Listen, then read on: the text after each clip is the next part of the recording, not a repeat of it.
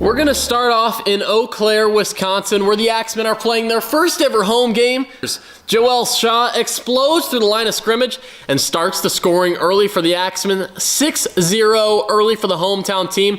Still in the first. This is a wild play on 4th and 15. Josh White decides to take it himself, but he's not going to get enough yards, so he decides to pitch it back. Brandon Mackey picks it up. He's trying to find a hole, but can't. Somehow escapes all the way into the end zone. That was on SportsCenter the next day, all tied up. Wade Freeman, he's trying to make a miracle heave as he's dragged down and somehow finds Mo Strong. Are you kidding me? Dives past the line for 6 now. Josh White picks up the snap off the ground. This time it's not going to go the Lunkers' way. Antoine Holloway picks it up and makes it a party in the end zone.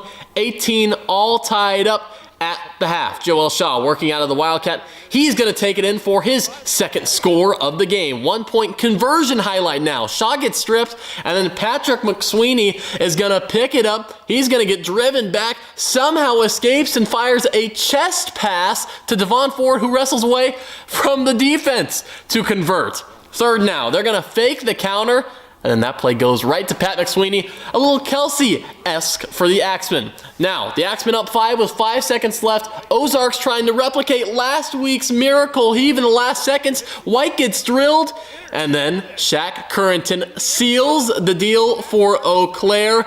They win their first ever Arena League game and beat the Lunkers 49-44. We go to St. Joseph, where Arena Game Day was in the house. We're going to fast forward to the second quarter. Dylan Van Boxel unloads one deep to Ryan Martin-handed grab as he crashes into the end zone.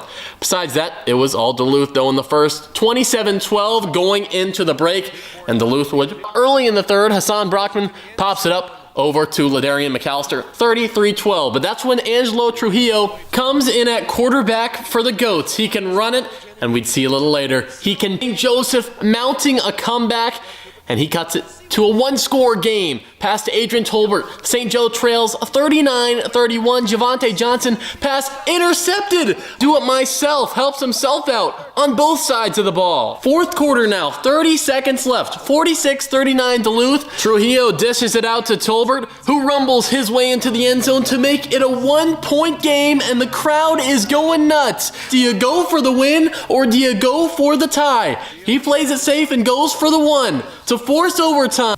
Dropped by Ryan Martinez. Duluth hangs on and wins 46-45. We go to Waterloo, Iowa, where Hot Springs is the visiting team, and the Woo are up 20-12 at the half, and Jordan to his favorite target, Aaron Dilworth. 4th quarter now. Carlos Rogers, quick QB draw, bursts through the hole to put Iowa up by 16.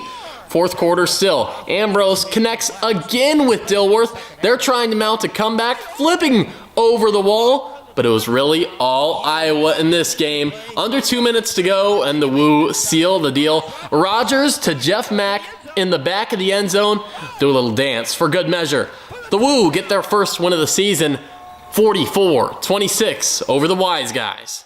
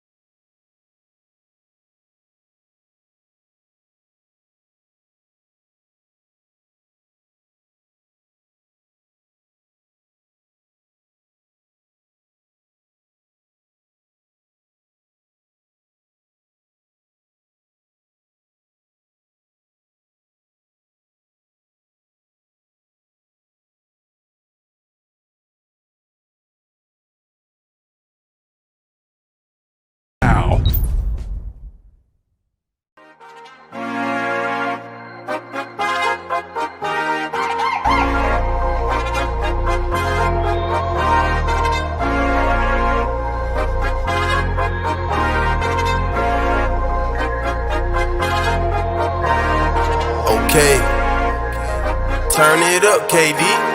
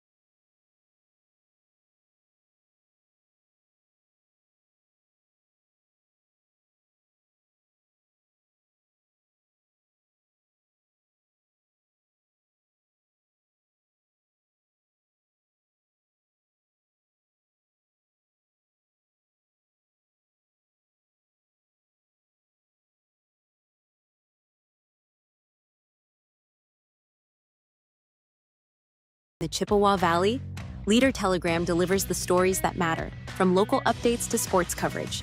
Get your daily dose of quality journalism anytime, anywhere at leadertelegram.com.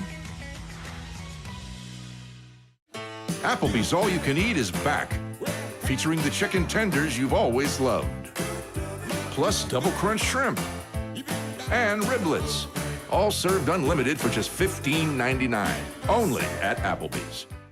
Welcome to Eau Claire, Wisconsin. Bridges? Yeah, we got them. They bring together people, art, music, and adventure.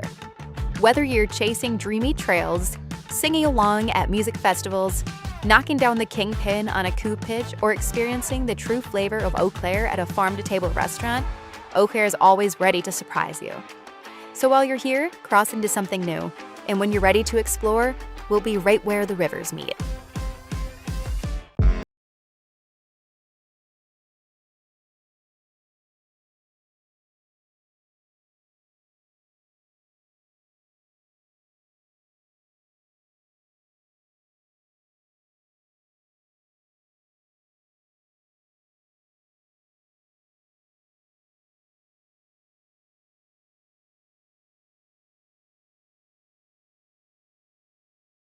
Forms against the powder blue St. Joseph Goats, and I am here, Daniel Zahns here with Derek Montezano. And Derek, just what are we looking for tonight, as these are a little bit of different rules here between other football that more people are kind of used to compared to what this is going to be tonight?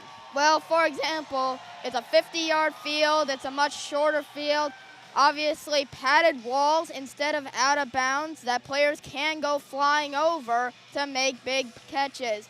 Also, the big key here to start off this game, instead of a kickoff, remember, no kicking in this league.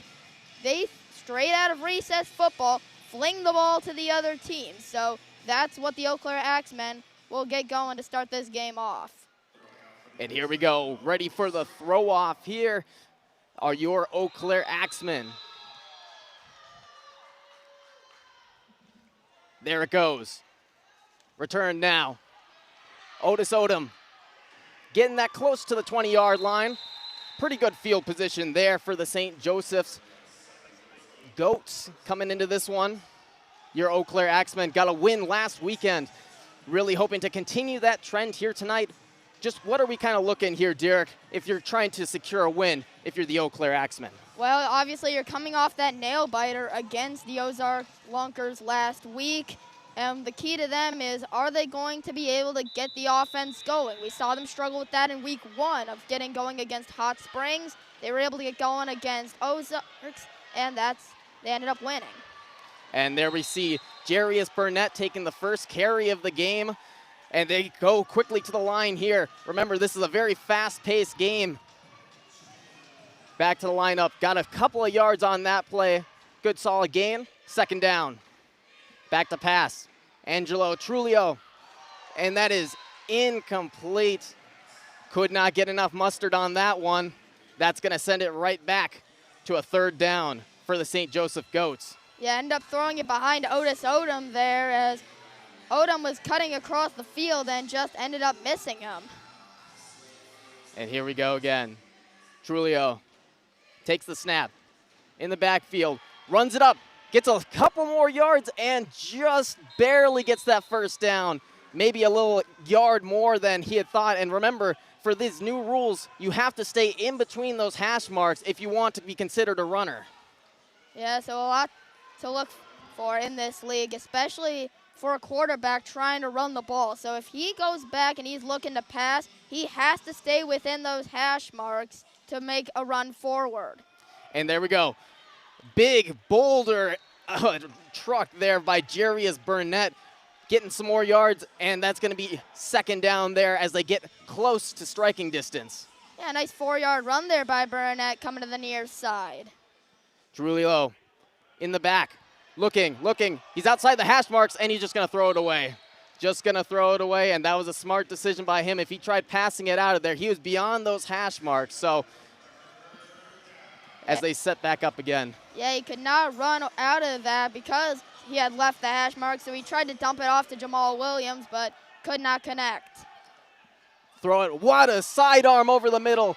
He's going to get inside of the 10-yard line, and it seems that Boo Smith is a little slow to get up. He is able to get up, though. That's good to see.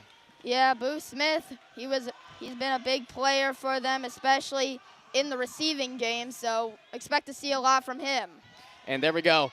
Burnett gets a couple more yards from the line of scrimmage. Not very much there. Great job by that Eau Claire Axemen defense to close down on him there. Yeah, the Axemen defense has been one of the better ones in the league this season. Even though their offense hasn't been absolutely the best in the league, their defense has definitely stepped up for them in these moments. That you can say there. Trulio throws it. He's got that touchdown. Another catch for the game for Boo Smith, and he's got his first touchdown of the game, and the first touchdown of the entire game belongs to the St. Joseph's Goats. Yeah, Boo Smith was just left wide open in the back of the end zone. Not much more could happen for the Axemen, and not exactly the start Eau Claire would be looking for on this first drive from St. Joseph. And now St. Joseph wants to make a statement as they're going to go for the 2-pointer from the 10. Yes, they are. Trulio throws it, and he can't get it. Oh, no, he did. He did get it. Just right at that back corner. What a snag, and that's going to make this an 8-0 lead here for the St. Joseph's Goats. Just right barely in that back corner did he get that over the top to Jamal Williams. A great catch and a great job there by the Goats. Yeah, Jamal Williams able to tack on a couple more for the St. Joseph Goats here, but we're yet to see what Eau Claire can do on offense. We've seen what St. Joseph is capable of. We'll see what the Axemen can do now. That's true, and the Axemen really trying to get back into this, especially with that punch in the jaw that St. Joseph's gave him there. And I mean, you can't say enough about Jamal Williams. He is just a big man. He's a hard guy to stop when he's trying to go up for those balls. Yeah, I mean, that one's back in the back corner there. That's a spot that's tough to defend, but one that a lot of these guys should be used to defending at this point in the juncture of the season. So you would think that they're able to get to that spot, yet sometimes they're just going to make a good enough play, and that's what happened with Jamal Williams there. Exactly, and he's just an absolute athlete in the back. Can just out-jump anyone and can make some great, great catches. As we go for another throw-off here, that's going to be number 6, Lorenzo Thompson throwing it, and that's going to be a bit of a duck in the air. Returned now by number 1 for Devon, and he's going to get a little bit of wiggle room in there, but he's not going to get too far. A little bit of an extra after there, but still a good return by number 1 for your home Eau Claire Axemen for Devon. Yeah, Devon Ford has been one of the better players at returns in the entire league. Actually leads the entire league in return yards, coming into this game with 203. The next best in the entire league is actually Otis Odom for the St. Joseph Goats. He's at 111. That's how far up Devon Ford is, and that was another good return by him right there. And you can tell he's just a great gadget player for this team and this offense, as gains a couple of yards there is Cinquay Grant, the wideout. Not much on the play there, but still a good chunk to get a little bit of extra wiggle room to really get some momentum forward. Yeah, that one actually went backward by a good 1 inch, so instead of going forward, they end up 1 inch in the backfield. And that was actually Wade Freeman on that run, the quarterback. Takes the snap, looking, firing that one deep. Oh, and it's intercepted. Intercepted by number 10. What an absolute catch, Malik Wilson. And the St. Joseph's Goats are going to take possession. Personal right foul. there at Roughing about the the passer. 15-yard line. Defense number 55. 15-yard penalty. Automatic first down. We're actually going to get a flag on this play. It's going to give the Axemen the ball still. It's going to be a 15-yard penalty. The crowd noise prevented me from hearing what the call was. But either way, looks like the Axemen are going to keep this football and get it all the way down to the 20. I was going to say, there was a lot of contact down there for nothing to have been thrown, but just some great job by the refs. And just like that, we're going to have we're going to have one more play go right here, and there's going to be a snap, and that's going to be a good run right up the middle. That's Otis Odom again. We talked about him a little earlier, number 7. But we're going to send it to break right after that. And for everyone, for fans right now, see if you made the highlight reel, check your points, and claim your rewards right. We're not going to break quite yet, so don't get a little bit antsy, folks. We got one more play here. Taking the snap. Boone. Going. Cinquay Grant. He's going to get stopped at the 1, though. Another good run by Wade Freeman. My bad. We got a couple of different numbers on this. Don't worry, you got there eventually, but great run by Wade Freeman, getting it all the way down to the 2-yard line and putting the Axemen in scoring position. The snap there by Wade Freeman, hands off right up the middle, and just stopped just shy again. That's Joel Shaw. Yeah. Nearly in there, though. I mean, you don't need to punch it in right away here if you're the Axemen. You can take your time getting into the end zone, but what you really want to do is make sure you're not getting into a 4th down situation where you're about to not get in. Freeman, handoff right off to the side, and that's another touchdown in there. Is Devon Ford. Right off to the hash mark on the right side, and he just scooted right in there, got a cut through an ankle tackle, but a great job there by Ford. Yeah, Devon Ford able to battle through that tackle right at his ankles and able to squeeze his way into the end zone, and now all of a sudden the Axemen respond with their very own touchdown. But they're only going for 1 here instead of the 2 that the St. Joseph's Goats went for. A little bit of an interesting choice, but I mean, getting any points on the board is good no matter what in this fast-paced game. And I mean, it's not really a bad decision here to go for the 1 here. You're more likely to score the extra point here. It's not likely St. Joseph will get the 2 again. And there we go. Wade Freeman making some magic happen, but that's going to be way too far out the back corner, and it'll be incomplete. So that try will be no good. It will stay 8-6 St. Joseph Goats. And Timeout on the field. That's how it will end for this, as the Eau Claire Axemen did get on the board, though. Yep. Got on the board and cut it to 2. Yep, able to make it 8-6.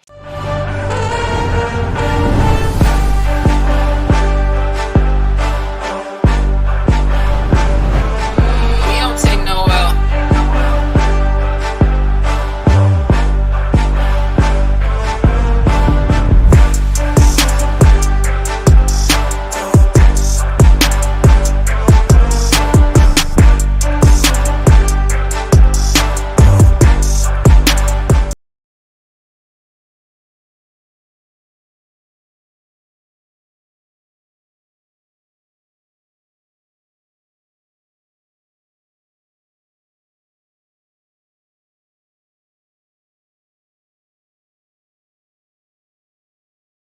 In the quiet moments before dawn, champions are made. Every fan, every athlete, every moment counts. It's not just a game, it's a passion that unites us, drives us, and makes us strive for greatness. Greatness is wherever fans connect and call home. We believe in the power of the community. We believe in turning passion into action. We bring fans closer and transform loyalty into unforgettable experiences. Join us. Make every moment matter. Fan Club. Get your fans in the game. one in right away, and then were successful on that 2-point try from the 10-yard line to make it 8-0 right away. But then the Axemen, despite, well, they got bailed out by a 15-yard penalty, but nevertheless, they were able to capitalize on it, which you can't just say they got saved by the penalty. They still had to go down and score those points, and that was what they did there. You're exactly right, and that cuts this lead back down to 2 with 8 minutes left here in the first quarter. Axemen down 8-6 to the St. Joseph's Goats as the Axemen get ready for the throw-off. Currently just waiting for the referees to come back from the media timeout.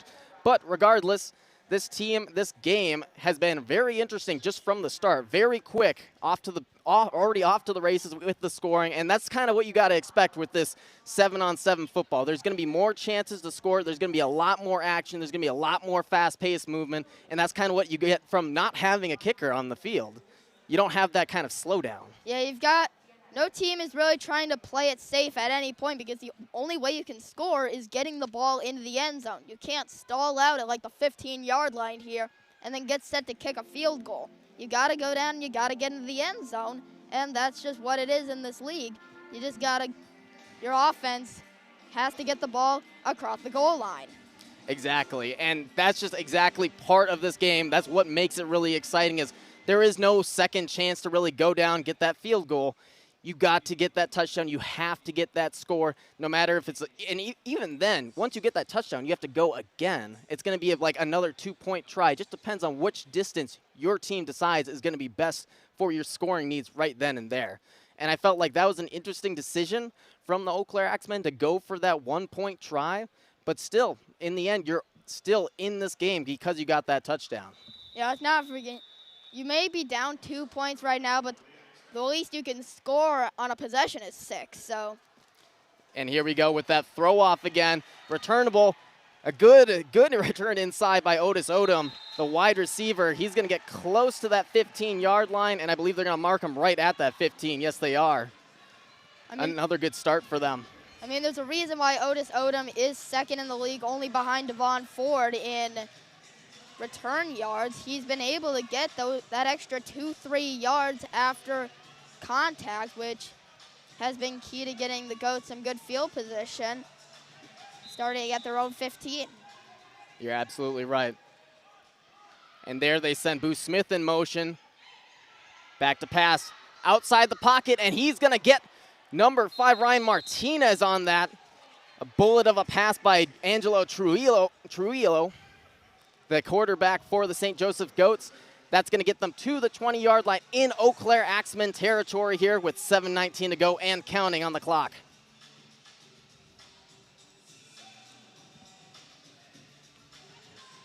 Trujillo takes the snap. Bit of a wobbler on that one. Looks back to pass. He's under pressure. That's going to be nearly a sack. And I believe they might give it to him. They're pointing at that out-of-bounds boundary over there, close to the 25, but I believe they're just going to call it incomplete. They will just call it incomplete. That was a great pass rush there by the Eau Claire Axemen. Yeah, Stephen Thomas able to get into the backfield there and put a lot of pressure on the quarterback Trujillo there, but in the end, it just resulted in an incomplete pass. Still, though, great pass rush. Absolutely, and here comes Trujillo. Throws it across his body, almost intercepted. Oh, you know Shaq Currington really wants that one back. That went right in his hands. Yeah, right in the chest there. That's one he kind of wants to pick and take the other way, but that's kind of a tough one to get complete control of, leaping into the air. But still, that's one he wants back, and you could tell his reaction back over at his own 20. He was doing some push-ups. He was not happy. Trujillo up the middle, and that's a great tackle there to stop him before he could get anything going. That's going to be number 4, Antoine Holloway, the defensive back. Great arm tackle there. Brings him right down. Yeah, now it's 4th down, and all of a sudden the Goats have a long way to go on a 4th down and 9 yards. Oh, and there's a flag. There's a flag. They tried sending Lorenzo Thompson in motion, but they didn't get the snap off in time, and this is going to be a false start. Offense, number 7. And remember, you can send 5-yard a guy penalty. in motion wherever you really Fourth down. wants. So he took off running towards the line of scrimmage, but then past said line of scrimmage before the ball was snapped. That's a false start penalty, and that'll back up the Goats an extra 5 yards to make it a 4th down and 14 yards. And that's the tricky part about sending people in motion. You have to time that perfectly. And there goes Trujillo with another long snap as he's getting chased down the field towards the corner of the end zone. That's not going to get there. He had Lorenzo Thompson in his sights. He just couldn't get through there with that pass rush. Thomas Stephen again just getting right in his face. And it's going to be an incomplete, and it's going to be Eau Claire Axemen ball as they take over on downs. Yeah, Stephen Thomas again getting in his face. And while Trujillo tried to fling the ball to the back of the end zone, looking for that Lorenzo Thompson in the back corner, it just couldn't connect and it went over him. Yeah, and it looked like he had almost on a dime there, but just too much mustard on that and just went right over the top there. So now your Eau Claire Axemen take over possession here. They're going to line up in that I formation. Freeman in the backfield. Calling out a motion. Takes the snap. It's a pitch. That's going to be a good cutback. Stanley Boom Williams. Oh, what a run. And he gives a little point afterwards. Good run, getting close to the 10-yard line there is Stanley Boom Williams. Yeah, you want a textbook run right there. That was perfect. It was a pitch play to the near side. Stanley Boom Williams able to cut that ball back the other way and able to get 10 extra yards that he probably wouldn't have gotten if he had went straight forward. They've got a bunch in the backfield. Freeman takes the snap, hands it off. That's going to be an end around. Oh, and Devon Ford is in. Oh, no, they're going to call him down there. He was very close to getting in. He almost tight-roped that. Everyone on that far side seemed to think it was a touchdown, but the refs say no. He was out of bounds at that 5, and that's the hard thing about this game. You can't really tell who's out of bounds right away until you look over and see, okay, yeah, the ref said it's out of bounds. Okay, yeah, just got to make sure. Yeah, I mean, without a line, you got just a wall to tell you out of bounds, so it's kind of hard to tell what's in and what's out. If you touch that wall, you're out of bounds. Freeman, jump ball. Oh, incomplete. They thought that there was, they thought they had a penalty there. Mo Strong and Joel Shaw thought there was a penalty on that, but no, the refs say play on, and it will fall incomplete. So this will bring up now a 3rd down and goal here, down within the 5-yard line. Yeah, not a long way to go. They can actually still get a 1st down at the 3-yard line, so it's actually a 3rd and 2, but still, more likely than not, they'll score if they pick up the 1st down. Wade Freeman, high ball, throws it. Oh, end zone, touchdown! What a catch by Mo Strong, just strong-arming that ball clean out of the air. Man, that ball hit his hands, and it was like a magnet. He just did not move with it, got his feet down. That was a touchdown. Yeah, that was a good play. Wade Freeman noticing Mo Strong in that corner. Again, like I said earlier, one of the toughest spots to defend. And Mo Strong was just there for it, able to reach up and catch that ball. He was just great. He was in the right place at the right time there, and that was a high ball for Wade Freeman to be catching there. And they're going to line up for a one-point attempt here. Freeman in the backfield, couple of players in motion here. Looking to throw, fires it. Oh, almost had his man again, Mo Strong, but he went through his hands that time, a little bit behind him as well. Just couldn't get that connection there, and it's going to stay 12-8. And we will come right back to you after this. Fans, open up that FANCLB app right now to see if you made that fan highlight reel. There's a ton of you out there today, all dressed up in white. And check your points and see if you claim those rewards by checking the app. We will be right back after a little bit.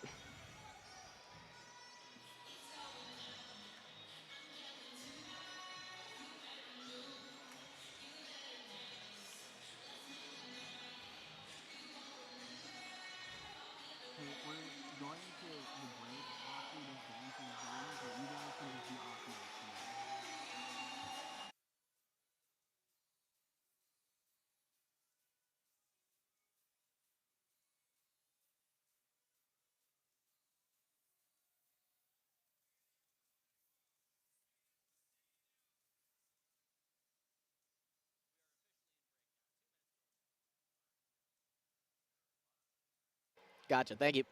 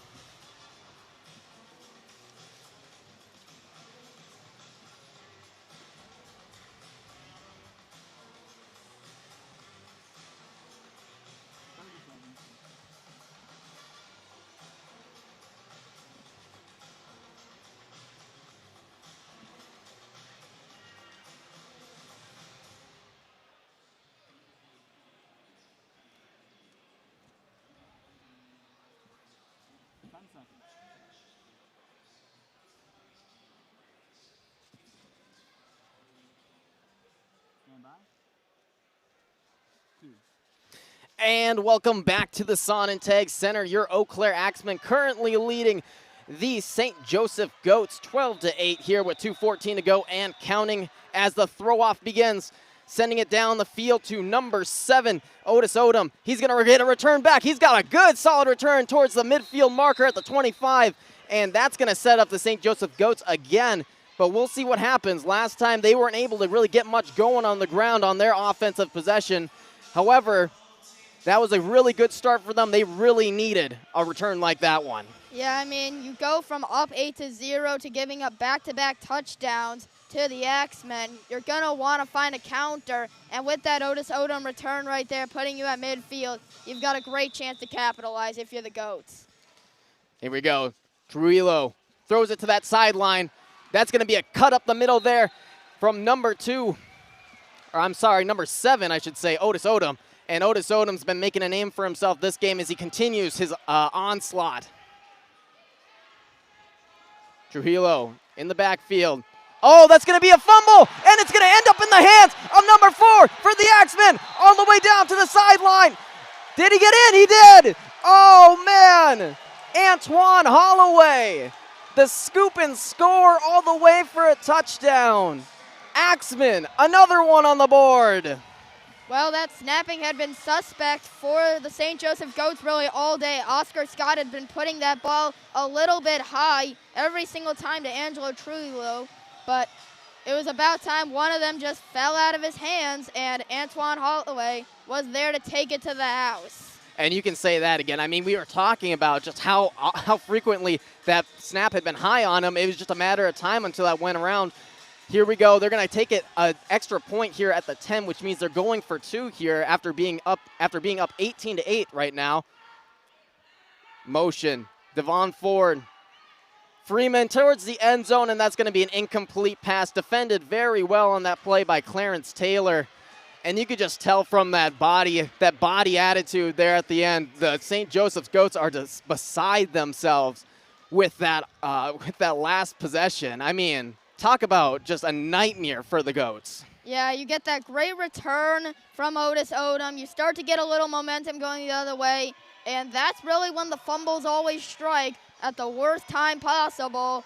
And when the Goats start to get something going, that's the last thing they really expected to happen, just a fumble and a scoop and score. And the scoop and score just makes it a whole lot worse. I mean, it's one thing to fumble, but then to allow it to get picked up and ran for a touchdown, man, you can just tell that the Goats are beside themselves with the Eau Claire Axemen. I mean, they are just hyping up the crowd. They are having a good time. They're having fun out there, and that's the kind of game that they wanted to play. They wanted to go out there. They wanted to show them who's boss and show them, hey, we're in this league now. We're ready to go. We're ready to get another win going tonight.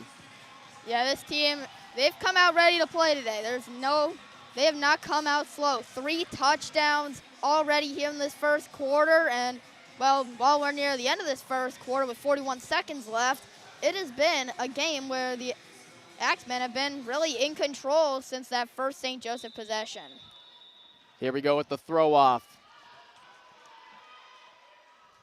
That's going to be deep.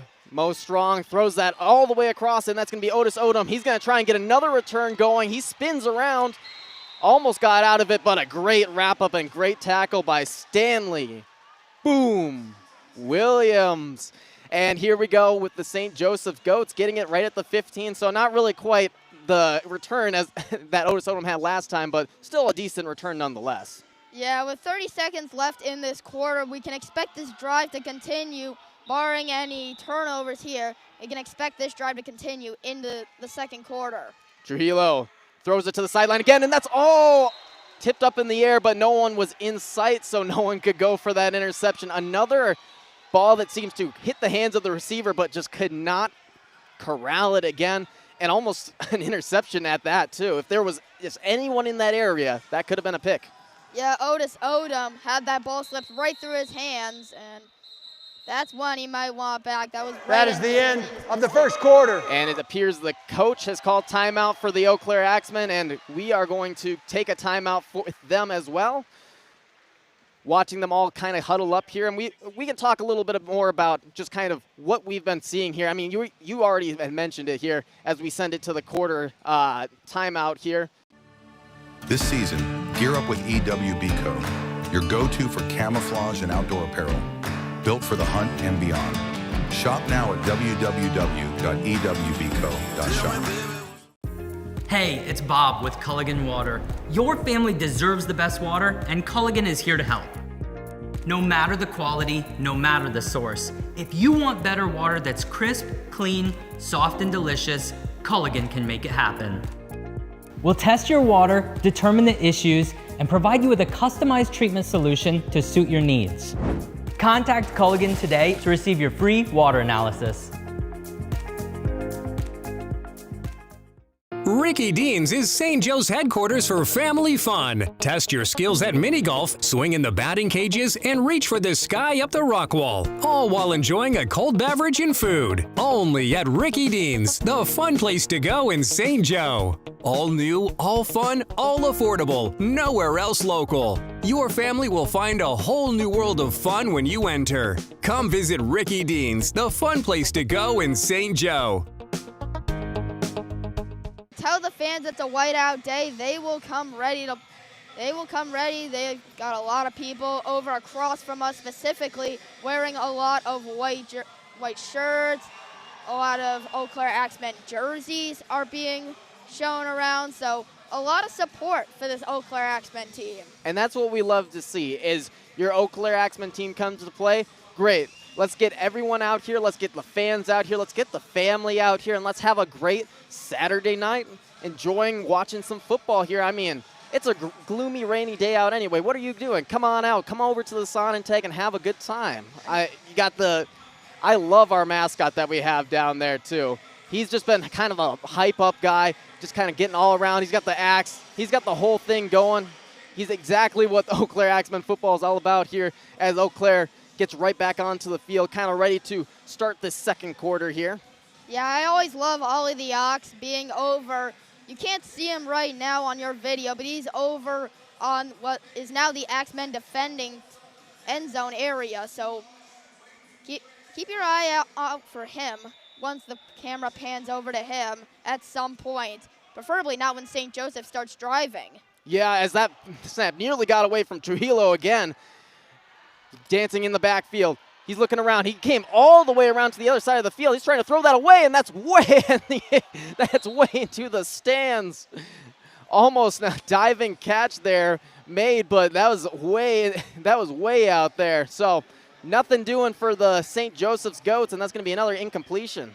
Yeah, once again, that snapping from Oscar Scott's being a little bit suspect in this one. He's throwing it high pretty much every other play. So that's one thing to keep your eye on for the remainder of this game. If that continues to happen, then the Goats could be in a lot of trouble. Trujillo fires it towards the sideline, cannot get it. That kind of bounced right in front of number 5, Ryan Martinez, the wide receiver.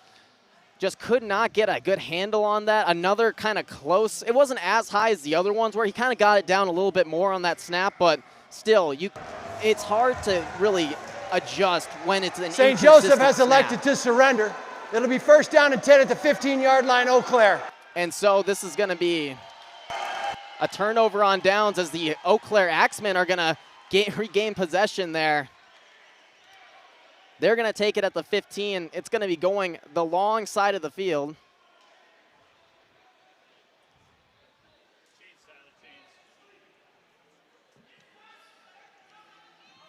Resetting back up here. Axemen on defense have been great tonight. Just stopping St. Joseph's Goats every step of the way here. Except for that opening drive where they took it and they got that 8-point lead. But it didn't matter because the Eau Claire Axemen have come back and have made it an 18-0 run to this point. Wade Freeman in the backfield. Tosses it. On the end is Devon Ford, and he's not going to get too much on that play. They might give him close to 5 yards. Looks closer to about 3 or 4, though. Yeah, Devon Ford there on that pitch play. We saw Stanley Boom Williams execute it perfectly earlier in this game. That time Devon Ford tried to take it straight. That time only 3 yards instead of the 20 that Stanley got. Freeman all the way across his hands, and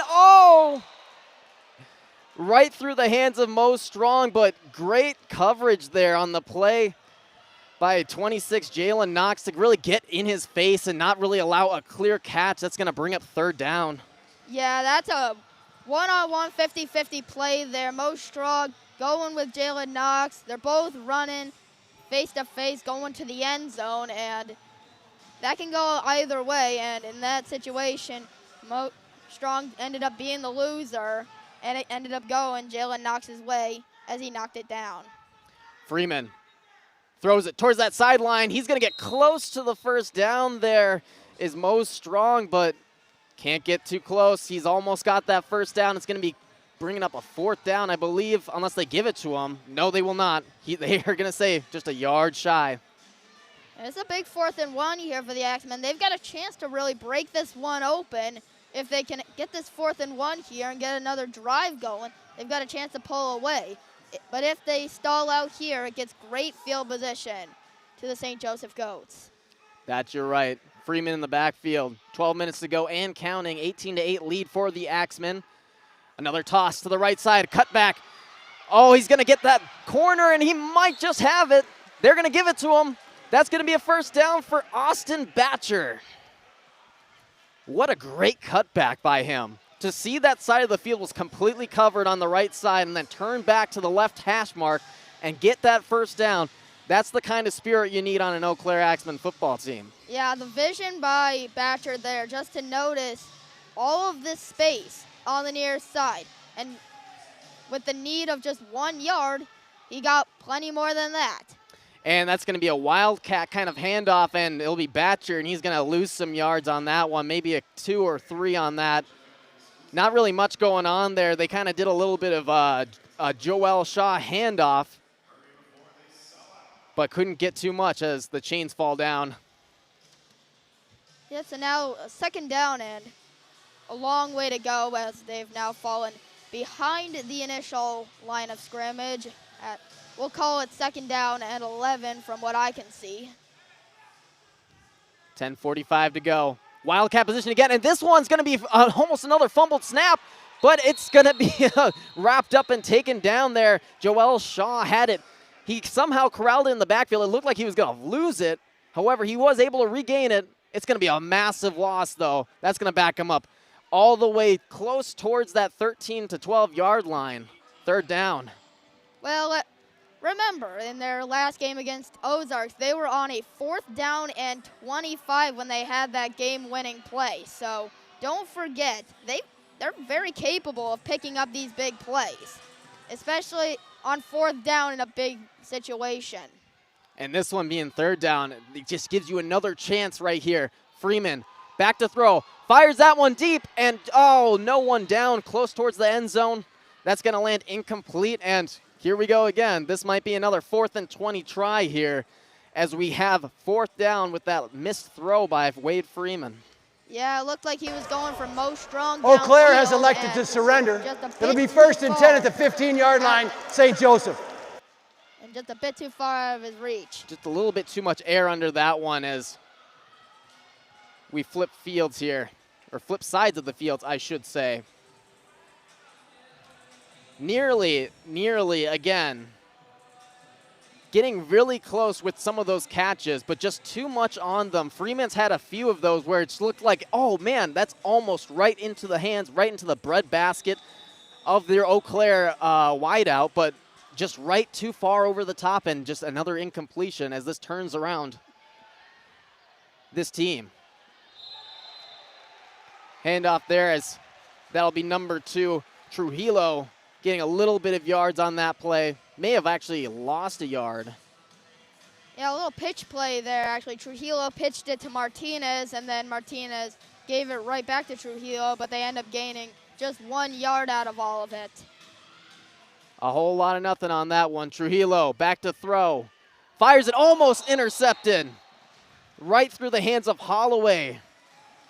He had a touchdown earlier with that scoop and score. Could not corral that interception, though. Yeah, you could tell he wanted that second takeaway today, but it just slips right through his hands. But either way, sets up a 3rd down and long for St. Joseph. 3rd down, 8:42 to go and counting in this 2nd quarter. Snap to Trujillo. Looking, firing. He's got his man there. That's going to be Boo Smith. He's going to have enough for that 1st down, and St. Joseph's moves the chains. Yeah, that's a big 3rd down play they really needed. 3rd down and a long way to go. They end up getting just enough to move the chains and put themselves at midfield. Moving quick here. Trying to get everything set up is the refs. Trujillo takes us another high snap. Looking, stays in the middle. Oh, he's got him. Lights come on as that's going to be close to a catch. That was a near sack there by number 59, Stephen Thomas. But wow, what a play. Yeah, right as Stephen Thomas was going for that, pretty much every single light in this building just turned on right at that moment. They play on, though. Trujillo looking around, He's going to take another sidearm. That might be another catch, too. Right towards that boundary line and a toe drag swag. They're going to give him that 1st down catch, and they're going to continue to move fast here. They've been trying to keep up that tempo, trying to tire out that Eau Claire Axemen defense. Yeah, Otis Odom right on that sideline, able to get that 1st down catch, and all of a sudden, St. Joseph is in a good position to score here. 1st down here. Maybe a gain of a couple there on that pitch to Ryan Martinez on the outside of the hash marks. Maybe gaining a 1, I believe. No, they'll actually lose a yard there, so it's going to be 2nd down and a loss of 1 as the lights come back off. Snap here to Trujillo. Dancing around, firing towards the middle of the end zone. They gave it to him. Touchdown! Boo Smith. Just a great job. He was very precise on that throw, was Trujillo on that. He's been kind of dancing around. He hasn't really looked like himself, just kind of needing to settle down a bit, but he found that time there where he wasn't getting chased around by Stephen Thomas, and they got that touchdown. Yeah, Boo Smith was pretty much standing unguarded right in that spot, and Trujillo able to use his vision and spotted him there. A little pooch snap there to Trujillo. Trujillo dancing around, firing towards that corner, and he is not going to get his receiver there. That's going to be down close to the 2 on that extra point try. That was number 7, Otis Odom. He's been getting some catches today, just couldn't get it there. And another time, another score for the St. Joseph Goats. They're going to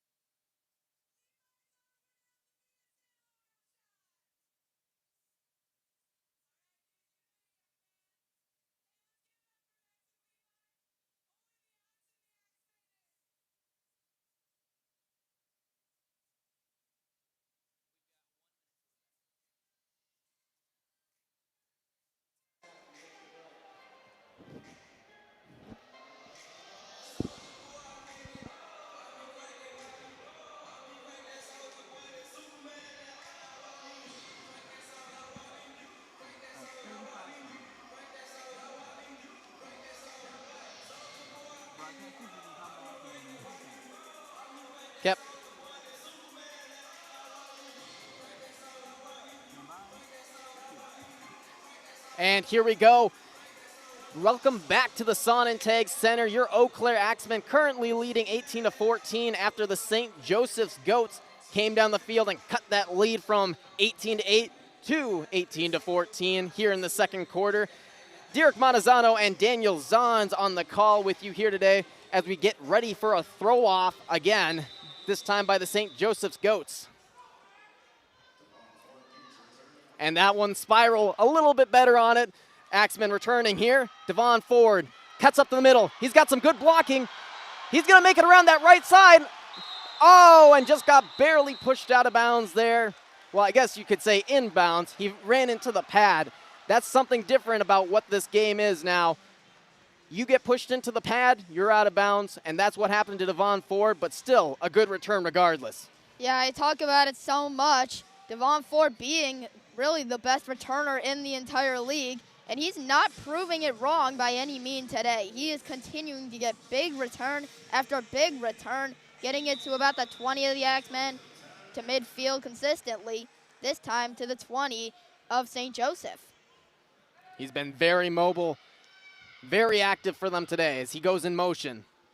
Toss to that right side, cut back here towards the middle, but he's going to get wrapped up by a pile of St. Joseph's Goats. That was number 23, Austin Batcher, getting corralled and brought back for a loss of about 1 on the play. Yeah, Austin Batcher just ran straight into a brick wall there. He tried to find a way through a hole, but no hole really formed for him, and the brick wall that was the St. Joseph Goat defense there, able to just stop him. Second down now at the 20-yard line. In scoring distance here is Wade Freeman and the Axemen. Handoff up the middle. Good cutback there by Batcher, and he's going to get a little bit more than he did last time. About 6 or 7 they're going to give him on that play. It's going to bring up third down and short. Yeah, third down and short. Well, third down about 4 yards here for the Axemen. If they're able to convert this here, there's a good chance. Well, once you get inside the 10-yard line, you are in a very good spot in this league to score points. Very consistently, teams are able to put the ball in the end zone once they cross that 10-yard line threshold. So you can expect that the Axemen can pick up this 3rd and 4. And here goes Freeman, hands it off again to Batcher. Batcher's going to get a little bit more on that one, but it'll still bring up 4th down. Maybe a couple yards grabbed on that play, but not too much seen there. Yeah, so now we'll see. Yeah, they'll gain only 1 yard on the play, so it'll be a 4th down and 3 yards still to go. So the Axemen have their work cut out for them here to try to pick up this 4th down. And they got to get to the 10 in order to reset the downs. Freeman takes the snap, dancing around, looking, trying to run that. He's staying in the hash marks, and he's going to get close to the 5-yard line, if not closer. A big first down from Freeman. What a run. Yeah, Wade Freeman able to stay inside those hash marks at that line of scrimmage, which is oh so important as a quarterback. You can't go out of that, or that's a running lane violation. He was able to do so, get inside the 5-yard line, and now the Axemen are in a great spot. We're going to have a offside penalty coming up on St. Joseph. And just another smart play by this Axemen squad here, and it's going to take them offsides, and it's going to get them defense with contact, number 55. Half the distance to the goal. Axemen able to catch first down. An extra break there, as pretty much the entire St. Joseph team jumped on that play. So now they get to the 1.5-yard line, we'll call it here, as now with 3.5 to go in this first half, the Axemen looking like they might add on. Stacked backfield. Freeman hands it off, and that's going to get a walk-in touchdown there from Stanley Boom Williams. Holding. But there's offense, a holding on the 23. play, and this is going to get 10-yard called penalty. back. First down. No touchdown there for Stanley Williams. Eau Claire Axemen get moved back instead. And you can tell Eau Claire is not very happy with that call, but, I mean, it's official's judgment. You can't really do much about it. Complaining isn't really going to help in this case. So wipe the touchdown off the board for Eau Claire. They will have to go with a first down and goal from the 11-yard line. And that's the one bright side of this. It's still first down and 11 near that goal line as they reset here. Freeman in the backfield, backs to his right and left. Man in motion, looking, gives it off there. That's going to be Stanley Williams again. He might get a couple of yards there. They're going to give him about 2 or 3. Not too much. They're going to get close back to the 10-yard line. Still in scoring distance, but now you're at second down. Yeah, you still got a good distance to that end zone there, that black end zone, about 10 yards away from where that football is right now. So still plenty of work to do, but second down, if you can get at least 5 yards on this play, you'll be in a great spot. Man in motion. Freeman back to throw towards the end zone. That's going to get picked off and back the other way. It's going to be St. Joseph's Goats. This could be a touchdown all the way to the end zone. Touchdown, Malik Wilson. But there's flags on the play. This could be called back here, whether it was on the return or on the actual play itself. We're going to see. Yeah, Malik Wilson was the one who took it back. We'll see if it stands. After the interception, personal foul, illegal blindside block. Number 3, penalty will be half the distance to the goal. First down. And that's a that's a breath of relief if you're the Eau Claire Axemen. But for the St. Joseph Goats, that's another penalty that has wiped away a scoring opportunity there, as that was a beautiful pick 6 by number 10, Malik Wilson, for the St. Joseph's Goats. But at least if you're the Eau Claire Axemen, you may have turned over the ball, but you didn't give up a pick 6. Yeah, I mean, sometimes you can take a break once in a while. And yeah, you gave away the ball in a good spot, but at the very least, you force St. Joseph to actually go on offense and make them earn their points instead of just taking it back the other way. Right you are, as Eau Claire Axemen lead 18-14 here, 2:10 and running on that clock. The snap here. Trujillo looking to throw, fires it across his body, and that's going to be caught. Close towards that first down marker. They're going to call him a little short on that one. This is the 2-minute That's going to be timeout. Lorenzo Thompson with a great play on that ball made. 2-minute warning here. Eau Claire Axemen leading 18-14 in this second quarter. St. Joseph's, though, on the drive, trying to get another score on, trying to take this lead at halftime. And just has been an exciting back-and-forth game. And don't forget, the post-game show with Tim Brown featuring some of the top plays and league insights will be after this game. Some stuff that you won't want to miss. And for the fans out there, see if you made that fan highlight reel, check your points, claim your rewards. We'll be right back after a quick break.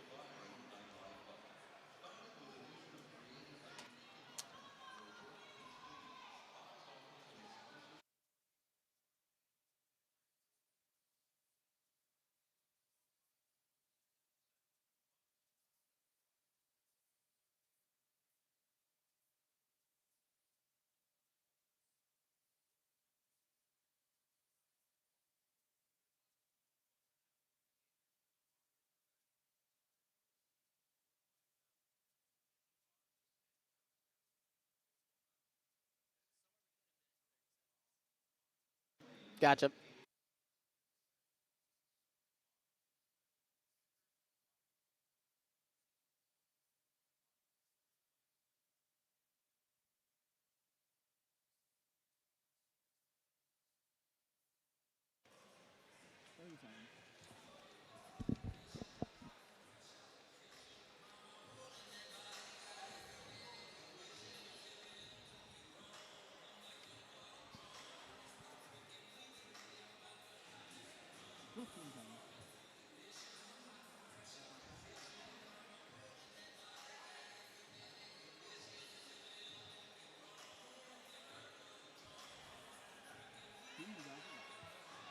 Welcome back to the Sonnentag Center. Your Eau Claire Axemen leading the St. Joseph's Goats 18-14 here. 2-minute drill in the second quarter as they take the snap. And Trujillo is actually going to get to the middle, but he's going to toss that. And somehow That's going to get corralled and brought down as Ryan Martinez, but not until he gains a massive chunk of yards. Yeah, Trujillo, the standard pitch play, runs it up the middle, and then Ryan Martinez was ready for the pitch to the outside, and it ends up working. They get bonus yardage. Trujillo throwing that across, could not find anyone on that right corner. That's going to go out of bounds, incomplete, second down. Yeah, for us over here, that back corner, we can't see it. I know you guys on that camera can't tell either, but there was a lot of, that back corner, it's a complete toss-up. Somebody could be there. We don't know. They know out on the field, but A bit of a blind side for us. yeah, it's a blind spot for pretty much everybody up here. And that's a great catch there. Boo Smith again, and that ball's going to come out. Eau Claire Axemen think they have the ball. Let's see what the refs have to say about it. There's a little bit of conferring. Axemen think it's their ball. Still some talking on it. Did that ball come out of Boo Smith's hands at the end? Boo Smith also down on the field right now. He's getting looked at, hoping he is okay after that collision. Still some talk between the refs. I didn't see much on that one. It looked like he had hit the ground before the ball came out, but if they were 50-50 with that ball, more than likely that could have been a fumble. Yeah, we'll get the rule. There is no fumble on the play. The runner's forward progress was stopped. Second down. Forward progress stopped, so he did hit the ground, but obviously he's still getting looked at right now, as there's some more chatter about what had happened. But in reality, if he hit the ground, there's not much you can do about that. You can't really take an instant replay to really check it over and look it back. We don't have anyone out there for that right now.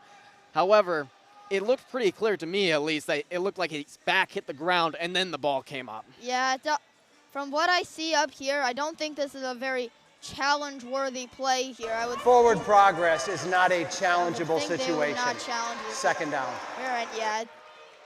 It doesn't look like anybody is going to challenge this here. It'll maintain St. Joseph ball. It'll be second down and 5 yards from the 12-yard line of the Eau Claire Axemen. And Trujillo trying to get another touchdown on the board here to take that lead here going into halftime. Right now, 1:37 left on the clock and counting. 18-14 Axemen. Trujillo hands it off. That's going to be a first. Oh, a good hit there by the Eau Claire Axemen. That was a bunch of them. Shaquane Currington was one of the big instigators on that play. That's going to be a good chunk of yards. It's going to get them close to that first down, but not enough so far. Trujillo firing towards that corner. He got his man, but it's going to be still not a touchdown yet. 1:11 left to go on this clock in the second quarter. Yeah, and with there being not a lot of time left in this first half, St. Joseph would like to score here because the Axemen get the ball to start the second half, and you don't want the Axemen to go into this. If you're going to score, you want to score late. Trujillo got his man there at the 1, but he's going to roll right in. Are they going to give it to him? No indication yet. It looked like he may have rolled in for a touchdown, but yeah, I believe they're going to give that to him. Yes, they will. That was a touchdown there for number 5, Ryan Martinez, and he had a solid catch earlier in this game. They're going to line up for this 2-point conversion here from the 10. Yeah, the thing now with St. Joseph scoring now is they're actually going to switch it. They're going to go for 1 now from the 5. But the thing with St. Joseph scoring now, you still give the Axemen a whole minute to go down the field, which in this league is plenty of time to go down and score. Especially with those short fields there. That's going to be an incomplete pass, and it's going to stay a 20-18 lead for the St. Joseph's Goats. And I mean, they went quickly down that field, and as you had said, maybe a little bit too quickly here. Eau Claire Axemen, they were doing well on offense, except for those last couple of drives. Now they're going to have a chance to go down the field in just 1 minute, especially with 3 timeouts left. to be able to get another touchdown and potentially take this lead going into halftime. Yeah, that's a key there. They've still got their 3 timeouts to use. So if they run into any trouble, like a stoppage near the 10-yard line or something, they can burn those timeouts if they need to. But for now, they currently trail by 2, 20-18, as all of a sudden it's St. Joseph that's going on the big run. They have now scored the last 12 points, and after trailing 18-8. And especially with how small these fields are, taking timeouts, it's not going to be seen as much because of how quick this game goes as the throw-off goes towards number 1, Devon Ford, as he's going to get a run back here. He's got a little bit of open space, and the ball came out for a second, but he's going to be down by contact, and he's going to give Eau Claire Axemen the drive close towards the 20-yard line, marching on towards the St. Joseph's end zone.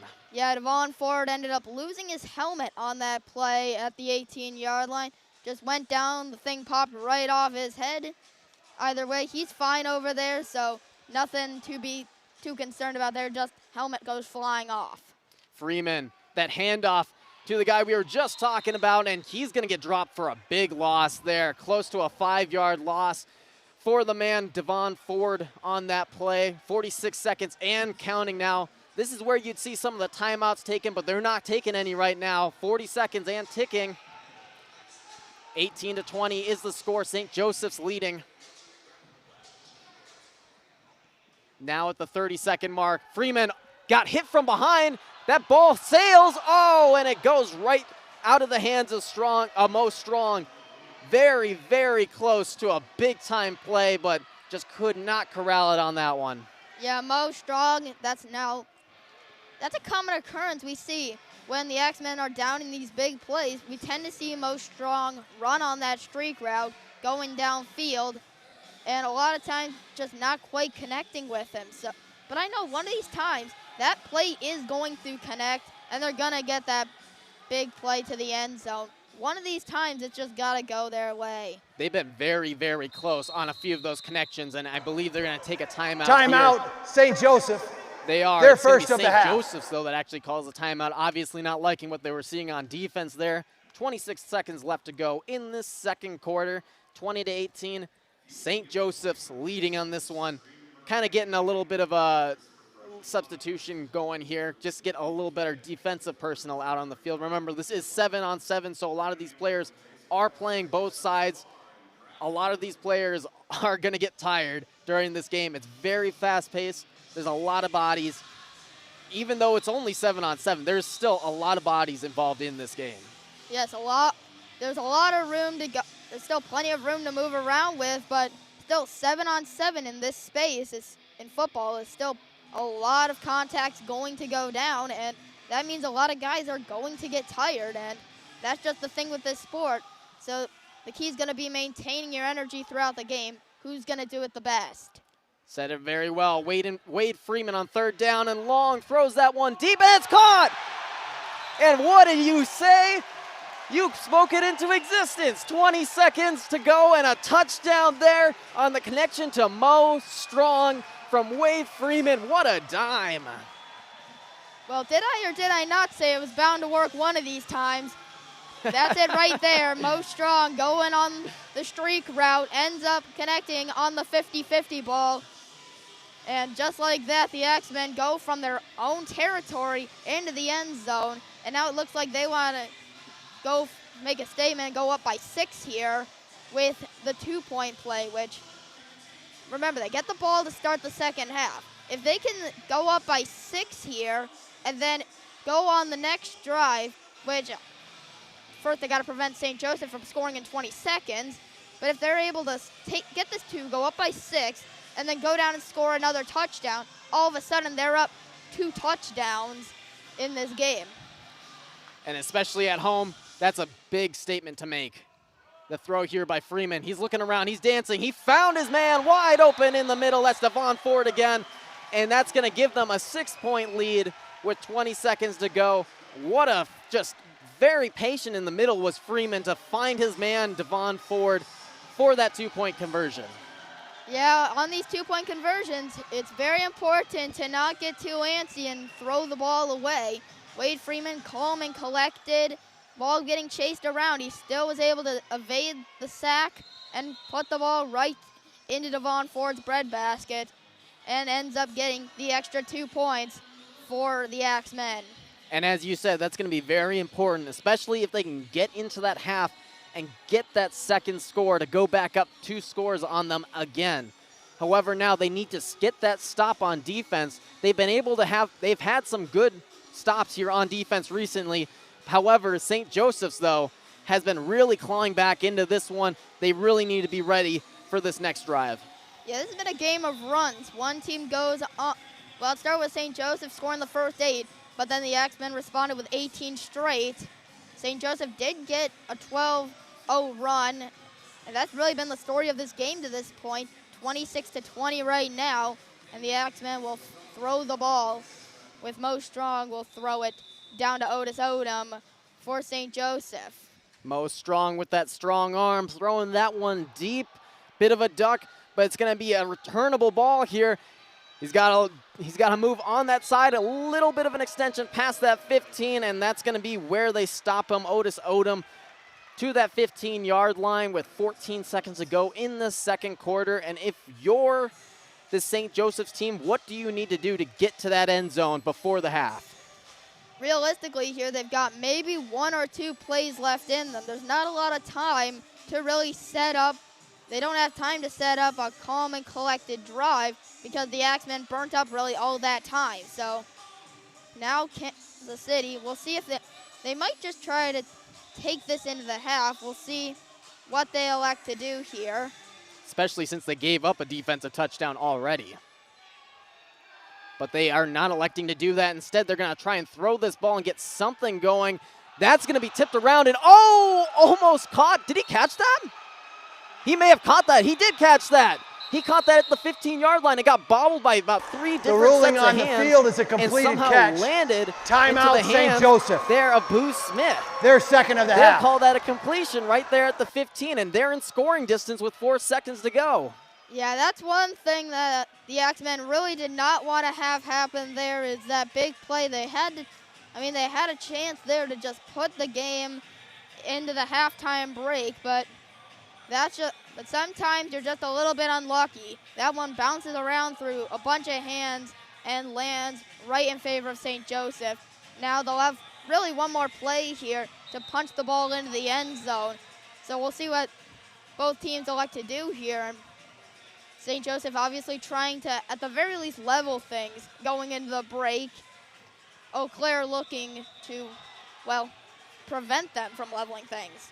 And they pulled Stephen Thomas for this last one. 4 seconds to go. Last play now. Trujillo looking around, trying to find someone, and that's going to get almost caught.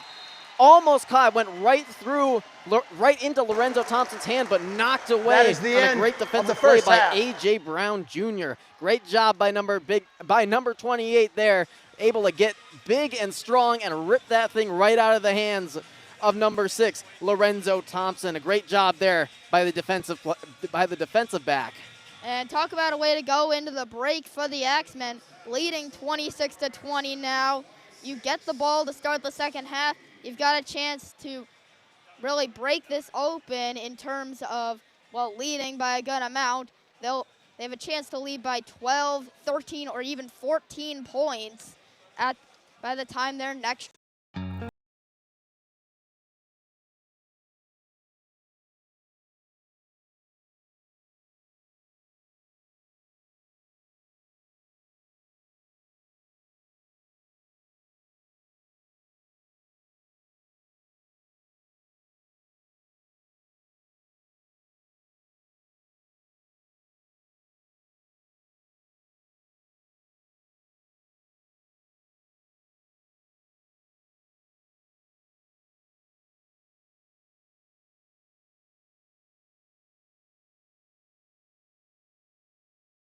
Trusted news in the Chippewa Valley? Leader Telegram delivers the stories that matter, from local updates to sports coverage. Get your daily dose of quality journalism anytime, anywhere at leadertelegram.com.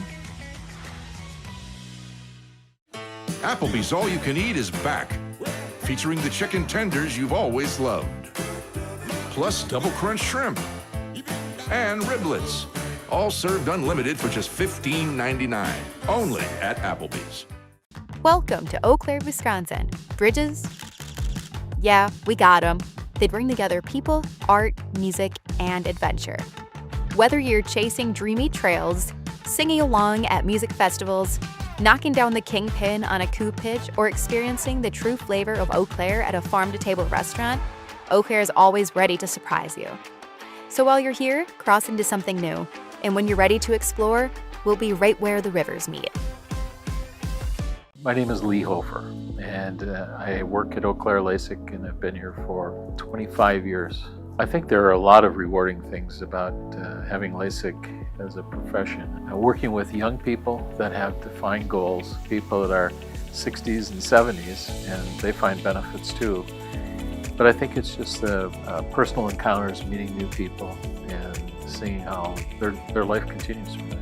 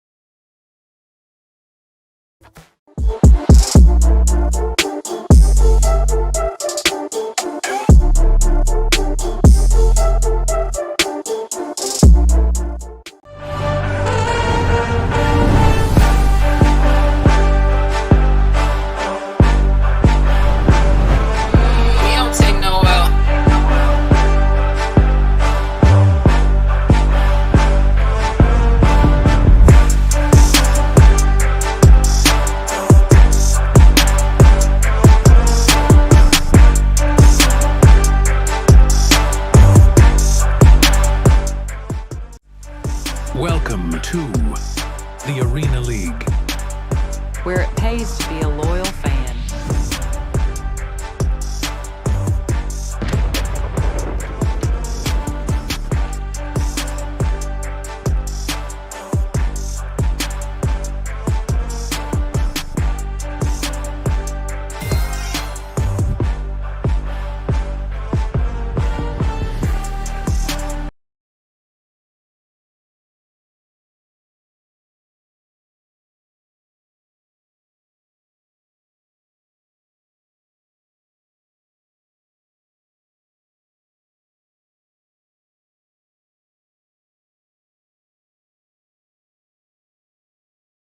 Fiber Fast Speed is on the way from your local United Fiber experts. We're here to help every step of the way. With lightning fast speeds, you can stream, game, and connect with confidence.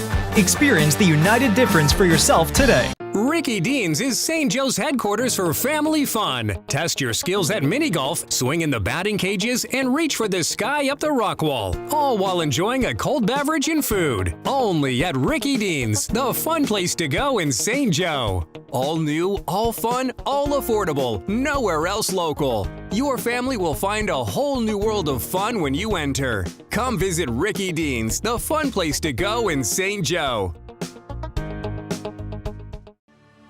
This season, gear up with EWB your go-to for camouflage and outdoor apparel, built for the hunt and beyond. Shop now at www.ewbco.shop. Hey, it's Bob with Culligan Water. Water issues can present themselves in a variety of ways, including skin issues, scale buildup, or an unpleasant smell and taste. Culligan has been your local water treatment expert and has provided the best water for over 70 years. So rest assured, if you have a problem with your water, Culligan has a solution. Contact Culligan today to receive free standard installation on any residential water treatment equipment. Applebee's All You Can Eat is back, featuring the chicken tenders you've always loved. Plus double crunch shrimp and riblets, all served unlimited for just $15.99, only at Applebee's. Welcome to Eau Claire, Wisconsin. Bridges? Yeah, we got them. They bring together people, art, music, and adventure. Whether you're chasing dreamy trails, singing along at music festivals, knocking down the kingpin on a coup pitch, or experiencing the true flavor of Eau Claire at a farm-to-table restaurant, Eau Claire is always ready to surprise you. So while you're here, cross into something new. And when you're ready to explore, we'll be right where the rivers meet. My name is Lee Hofer, and I work at Eau Claire LASIK, and I've been here for 25 years. I think there are a lot of rewarding things about having LASIK as a profession. Working with young people that have defined goals, people that are 60s and 70s, and they find benefits too. But I think it's just the personal encounters, meeting new people, and seeing how their life continues from there.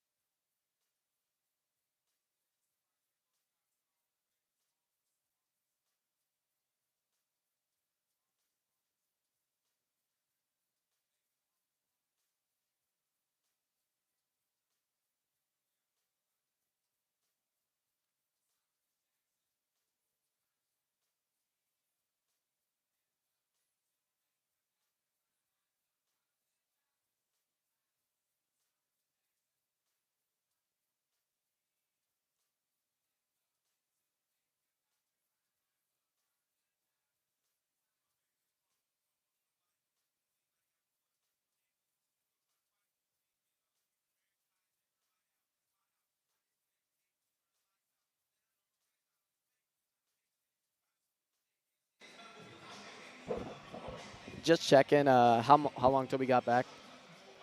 Or get back?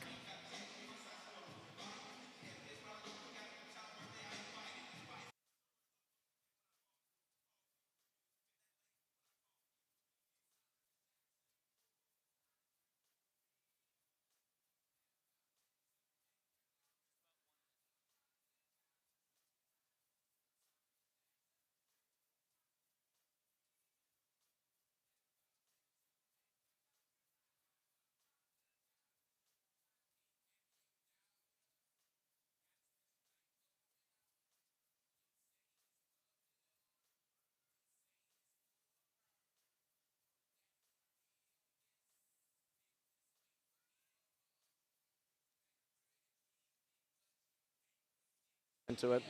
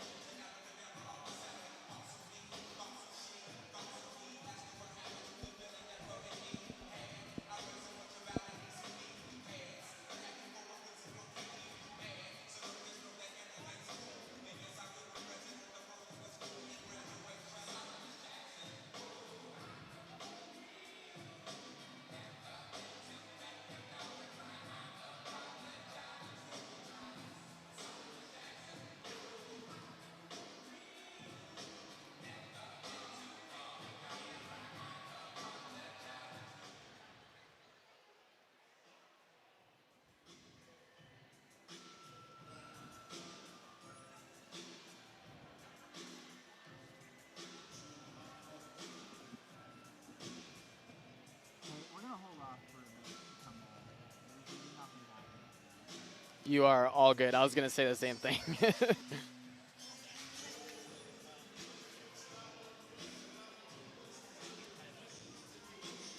Also, if you ever need a script to come back to for like reference, I just use this just for like, oh yeah, we're coming back now. Good evening, Axemen fans, that kind of thing. It's kind of like, I don't know if you have this one on you or not. Now, and I think I can figure it out from there. You got it? Okay.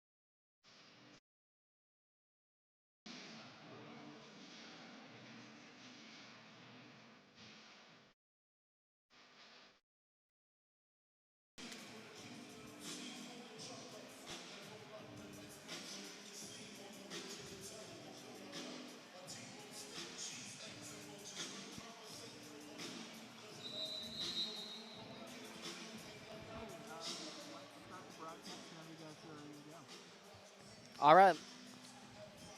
And welcome back to the Sun and Tag Event Center. Derek Montesano with you. The Eau Claire Axemen leading the St. Joseph Goats by a score of 26-20. Well, the Axemen just simply got the offense going early. Despite St. Joseph scoring first, that doesn't always mean they started off the hottest. The Axemen got up going right after that, scored 18 points, including a scoop and score from Antoine Holloway. St. Joseph did end up responding, though, with 12 straight points of their own to take a 20-18 lead. But then Mo Strong came through with a big reception into the end zone for the touchdown to take a 26-20 lead in favor of the Axemen into the second half. That you are correct, Derek. Daniel Zahn's right beside you here doing the color on this side, getting right back into it. I mean, this was a really hard-fought beginning of the first half. It was a game of runs to start off, 26-20 lead as we were just about to start this throw-off. Yeah, here's a throw-off. Austin Batcher back to receive it, takes it back in his own end zone. He'll try to run it out, dodges a tackler, breaks free to the 10, runs into a wall at about the 15 and stretches out to the 17-yard line. And that is where the Axemen will get the ball to start with. And that's what I love most about this Eau Claire Axemen team, always trying to get that extra yardage there, and Batcher just completely elongating, trying to get every extra inch and yard there. Could have been stopped at the 13-14, but instead moved forward, got that extra inch forward. He's going to get it past that 15. Empty backfield here for the Axemen. Wade Freeman back to pass at his own 10. Sends a man in motion, takes the snap. Now he'll run it himself out to the 15, goes outside to the 20 and is swung down at the 20-yard line by Jalen Knox for the St. Joseph Goats. Good gain, though, on first down for him. He'll get 6 on the play and move it to the 21-yard line. And they're up 26-20 right now in this third quarter. They don't need to score right now, right away. They can take a little bit of time, do what they're used to, get down the field quick and concise, and take their time and get another one on the board. Same formation for the Axemen here. Wade Freeman takes the snap, looking to pass, fires near side, up against the wall. A battle for it on the near side of the land, incomplete, as Mo Strong was going head-to-head. Correction, that is not Mo Strong, that is Chicane Corentin, as he was going head-to-head with Clarence Taylor of St. Joseph. It was right up against this near wall, folks. A 9 looks like a 6 right there, so I don't know about you, but that looked very much like Mo Strong on that side, but Shaq Kurientin right there just could not keep it under his grasp. It'll be third down and still a good range to go. Freeman waiting, now makes a move. Looks like he'll run it himself. Breaks by a tackler and gets right up to the line to gain. And they will say he got the first down, so move the chains for the Axemen. They get right to the line to gain, and a first down for them. And that's just the dual threat of Wade Freeman there, being able to make a man miss and be able to extend that play to be able to get another first down. I mean, we've seen 2 design runs from this Eau Claire Axemen offense, both of them for Wade Freeman. Yeah, Wade Freeman back in the backfield again. He's got a man off to the side of him. That's Mo Strong. He'll send him in motion. Takes the snap. Look to pass. Now he'll run it himself again and is spun down almost immediately after a gain of about 3 yards up to the 21-yard line. And that'll set up second down and a good 7 yards still to gain.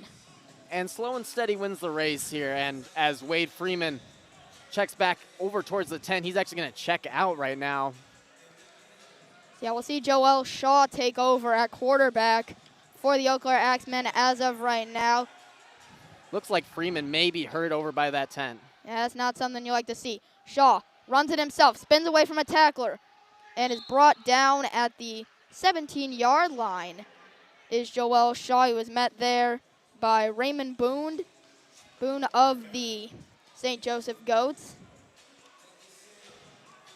And he's been getting some run in here, especially with how this Eau Claire Axemen team is set up. You can really run from every angle. Yeah, seeing a lot of runs from high snap to Joel Shaw. He decides to take it himself, spins away from a tackler, gets 3 to the 10, 5, and is brought down at the 5-yard line.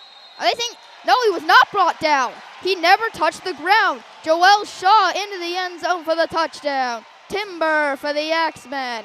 Joel Shaw gets the ball into the end zone and puts 6 more on the board for the Eau Claire Axemen.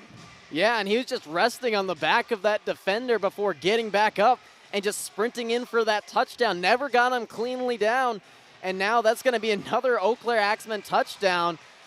They're kind of looking at it right now just to make sure that it is actually a touchdown. Nothing's been put up on the board yet, but still, a great effort there from Joel Shaw, who came in for that injured Wade Freeman and immediately took it in for a touchdown. So, yeah, no changes on the board quite yet. It is a touchdown, so the Axemen will like to add 2 more to it. They'll go for it from the 10. Wade Freeman back in. Takes the snap. Rolls out. Fires to the end zone. Missed his target, Corentin. Threw it a little behind him, and so the Axemen have failed to score. But either way, they take a 32-20 lead, a 12-point advantage for them, and will give the ball back to St. Joseph. And that was a little bit of lip service there between Joel Shaw and Jalen Jordan, a little bit of talking to each other. Timeout on the field. And we will send this one into the media timeout. Remember, folks, to check out the FANCLB app now to see if you are one of the people in the fan highlight reel. Check your points and make sure to claim your rewards.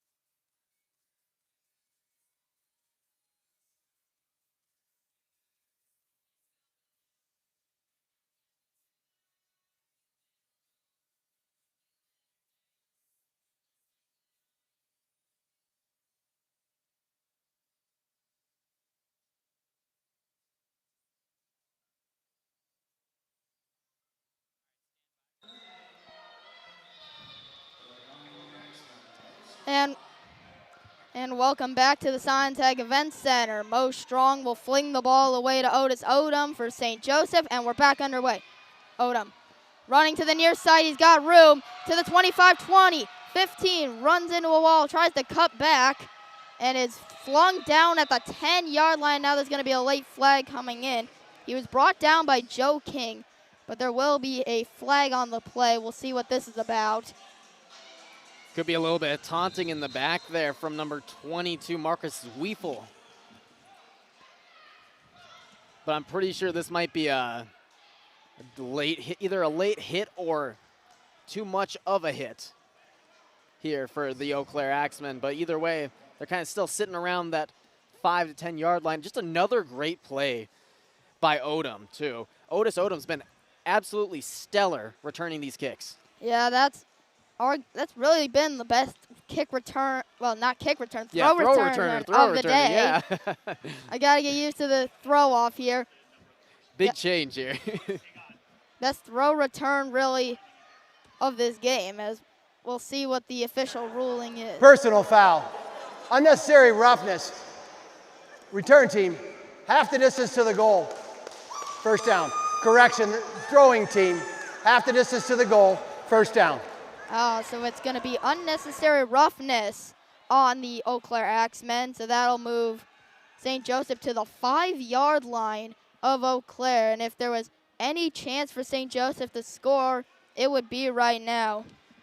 It only takes one to start a storm here, and St. The Joseph's personal really foul trying was to on get number back into this one, 23 down of the 12 throwing again, team. 10:05 to go in this third quarter. Still 10:05 left to go here in this third quarter, so that's plenty of time for anything to happen. So from the 5-yard line, Trujillo has a man in the backfield. He'll hand it off to Burnett. Burnett runs to the far side, but then is brought down almost immediately by Joel Shaw. He'll gain maybe a yard on the play, but that'll set up second down and goal. Quickly back to the line is St. Joseph. Fakes the give to Burnett. Now rolling near side. And incomplete, looking to the near side for. Correction, it's looking for Jamal Williams there on the near side, but he was covered up by Antoine Holloway. So, who actually nearly got a pick there in the end zone. That'll set up third down and still very convertible range. Trujillo rolling out far side. Now under pressure, nearly gets sacked, throws back in the end zone, caught. Touchdown for the St. Joseph Goats. Ryan Martinez finds the ball in the back of the end zone, and St. Joseph has a response with an extra 6 on the board. And that's a second time that a receiver's been able to find a spot where there was just no one there and just sit down and wait for that ball to come to him. Trujillo's doing all that magic in that backfield, getting chased around by Stephen Thomas, but finding his man there in the back of the end zone. Great throw. So they'll go for 2 here. Trujillo rolling out. Now under pressure from Stephen Thomas. Rolled out, fires to the far side, and wide open was Jamal Williams for the extra 2 points. And just like that, Timeout it was 32-28. So we will take this into the media timeout with the Axemen leading by 4. And fans, don't forget to open the Fan Club app now to check if you made the fan highlight reel. I see a lot of white shirts out there, a lot of people that could easily have made it. And don't forget to check your points as well and claim those rewards.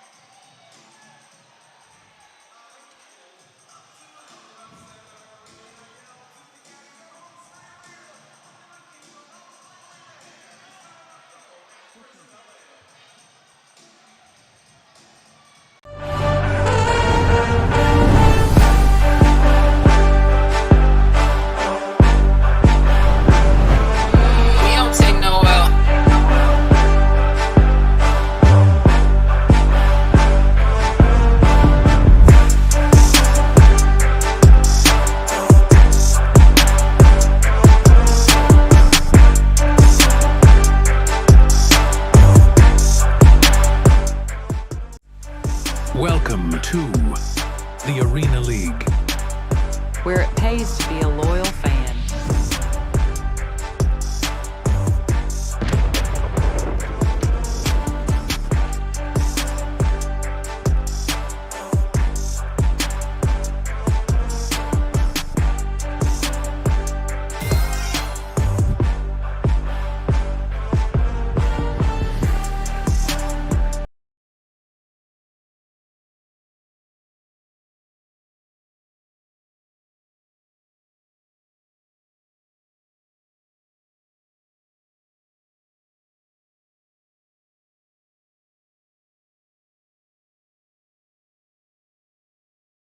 They side jumped. It looks like it's going to be false start here. False start. On Eau Claire. Offense, number 10.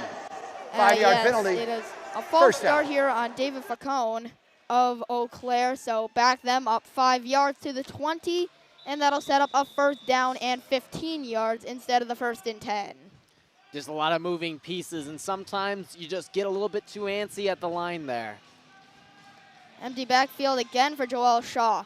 Takes the snap. decides he'll run it himself. Breaks free to the far side and then is pushed around by everybody. The entire St. Joseph roster starts to make their way over to try to stop Joel Shaw there. He kept trying to break free. Ends up going nowhere. In fact, backwards even farther. So they go backwards 1 yard, 2nd down and 16 now for the Axemen. Yeah, and he was breaking free. He was getting out of those a couple of those arm tackles, but just could not break completely out of it and gets brought down for a pretty reasonably sized loss there. Yeah, well, when you have that many guys on you, there's not much you can do. Wade Freeman back at quarterback. Fakes the throw. Now he'll throw it near side. Incomplete.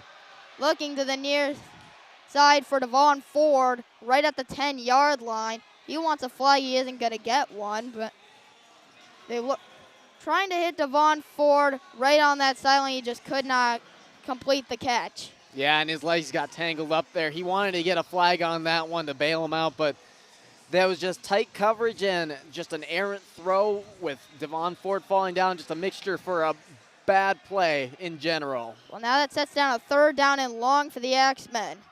Wade Freeman takes the snap. Now throws it downfield looking for Cinquay Grant, and it's incomplete.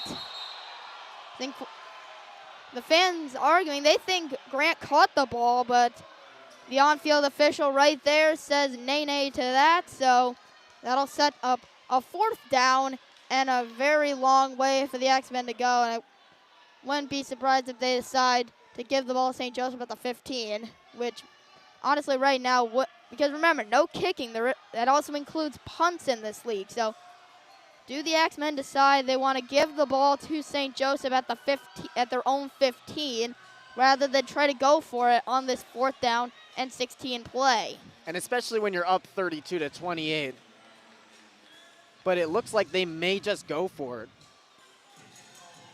Yeah, it's looking more and more likely like they're about to go for it here. They've got 10 on the play clock. They gotta do something here. Play clock's no. They reset the play clock now. I was going to say. Like they were almost out. They were almost out, but they did reset it. Now 13 seconds and now 5:30 and less change to go. So, yeah, they'll go for it on this 4th down and an Uber ride to go. Wade Freeman takes the snap. Looking. Throws it to the near side. Caught by Corentin. Tries to break past one tackler. Gets close to the line of scrimmage, but not quite far enough. He'll be down at about the 16-yard line, just 1 yard short of what was needed, and St. Joseph will get the ball. Turnover on downs. 1st down. And honestly, if you're the Axemen in this case, you'll take that. Because while you did try and almost get that 1st down, it was still going to be the same result if you just kind of flipped the field and gave it to him at the 15. At least you gave yourself a fighting chance to get that 1st down and just barely missed. And to be fair, that one, if he could just break free of one more tackle, he's probably got that 1st down. But now St. Joseph's got that ball at their own 16-yard line. Trujillo fakes the give, now throws it near side to Lorenzo Thompson. He gets a good run out to midfield and then is bumped into the wall. He'll be marked down at the 24-yard line, so a gain of 7 yards. Quickly back up to the line of St. Joseph, trying to wear out the Eau Claire Axemen defense. Takes the snap, throws it to the near side. It is incomplete. Looking to the near side for Ryan Martinez, but nothing coming there. The thing with our view here is we can't really see this near side wall when the players go down for it. No, it is a literal blind spot for us. We try to make our best estimate. Trujillo hands it off to Burnett far side. He runs into a brick wall of the Eau Claire Axemen, and he'll go nowhere. So the Axemen showing their defensive might. It'll be 4th down and about 1 yard to go. And you know they're going to go for this. Yeah, Trujillo. Flags fly here. We'll see what, and it's going to be a false start on St. Joseph here. They're not happy with it, but it's going to be the call, and that'll push them back an extra 5 yards. So make it instead of a 4th and 1, they got to deal with a 4th and 6 now from their own 20-yard line. So, with still 4:01 left in this first half. Correction, not first half. We're not even in the first half. It's the second half. Close enough, close enough. 4:01 left in the third quarter. Axemen leading 32-28. That's the problem with going quick, though. Sometimes you're just not set at that line. So St. Joseph will go for it. Trujillo rolling to the near side, looking. Now throws over the middle, intercepted. Taken away by the Axemen. It's going to be Joe King, and he'll run it back out to the 20-yard line and is run into the wall. Joe King takes the ball away with the interception, and the Eau Claire Axemen get the ball right back. And it looks like that'll send us into the media timeout. And remember, fans, to open that Fan Club app now and check out if you made the fan highlight reel. Don't forget to also check your points and make sure to claim those rewards that might still be sitting there.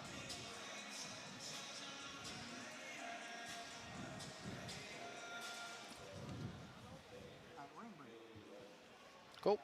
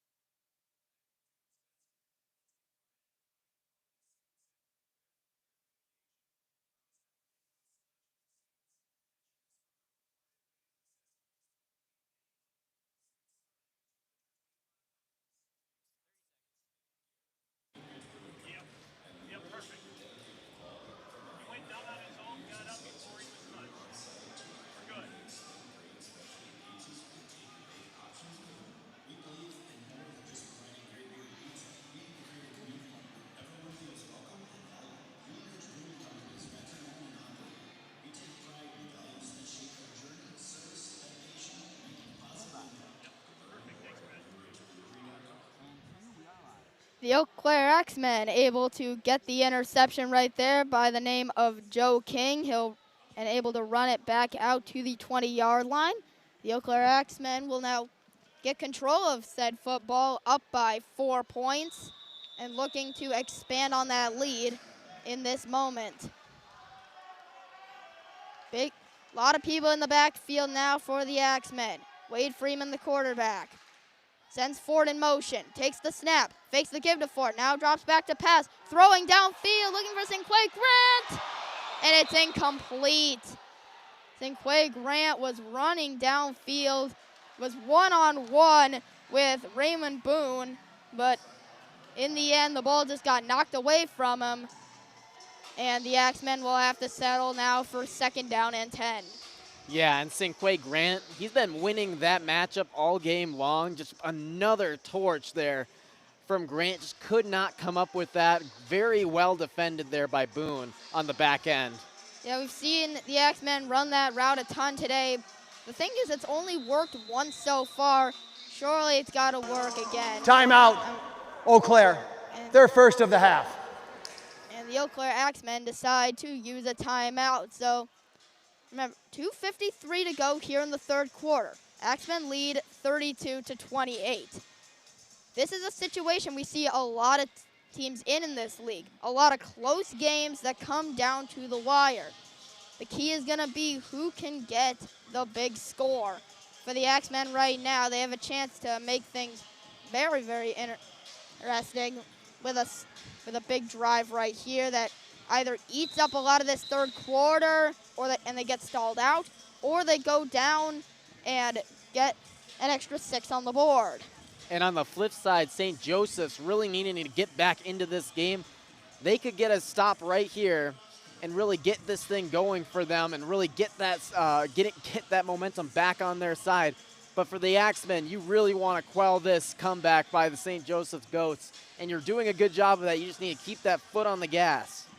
Well, the team back in formation, 2nd down and 10 now for the Eau Claire Axemen, with Wade Freeman being the lone person back there. Sends his man in motion, takes the snap, a high one, looking to pass, now throws it deep, looking for Stanley Williams.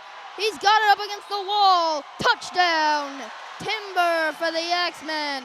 Stanley Boom Williams finds the end zone on the big pass and adds 6 more to the Eau Claire Axemen tally. They lead 38-28. And talk about a boom there from big Stanley Boom Williams, the running back wide receiver.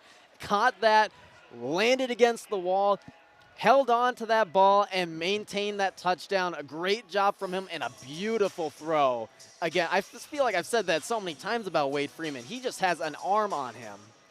Yeah, it was a great throw by Wade Freeman and a great catch by Stanley Boom Williams. Able to make that play right up against the wall, too, to make it extra difficult. Well, the Axemen are going to go for 2 here from the 10-yard line.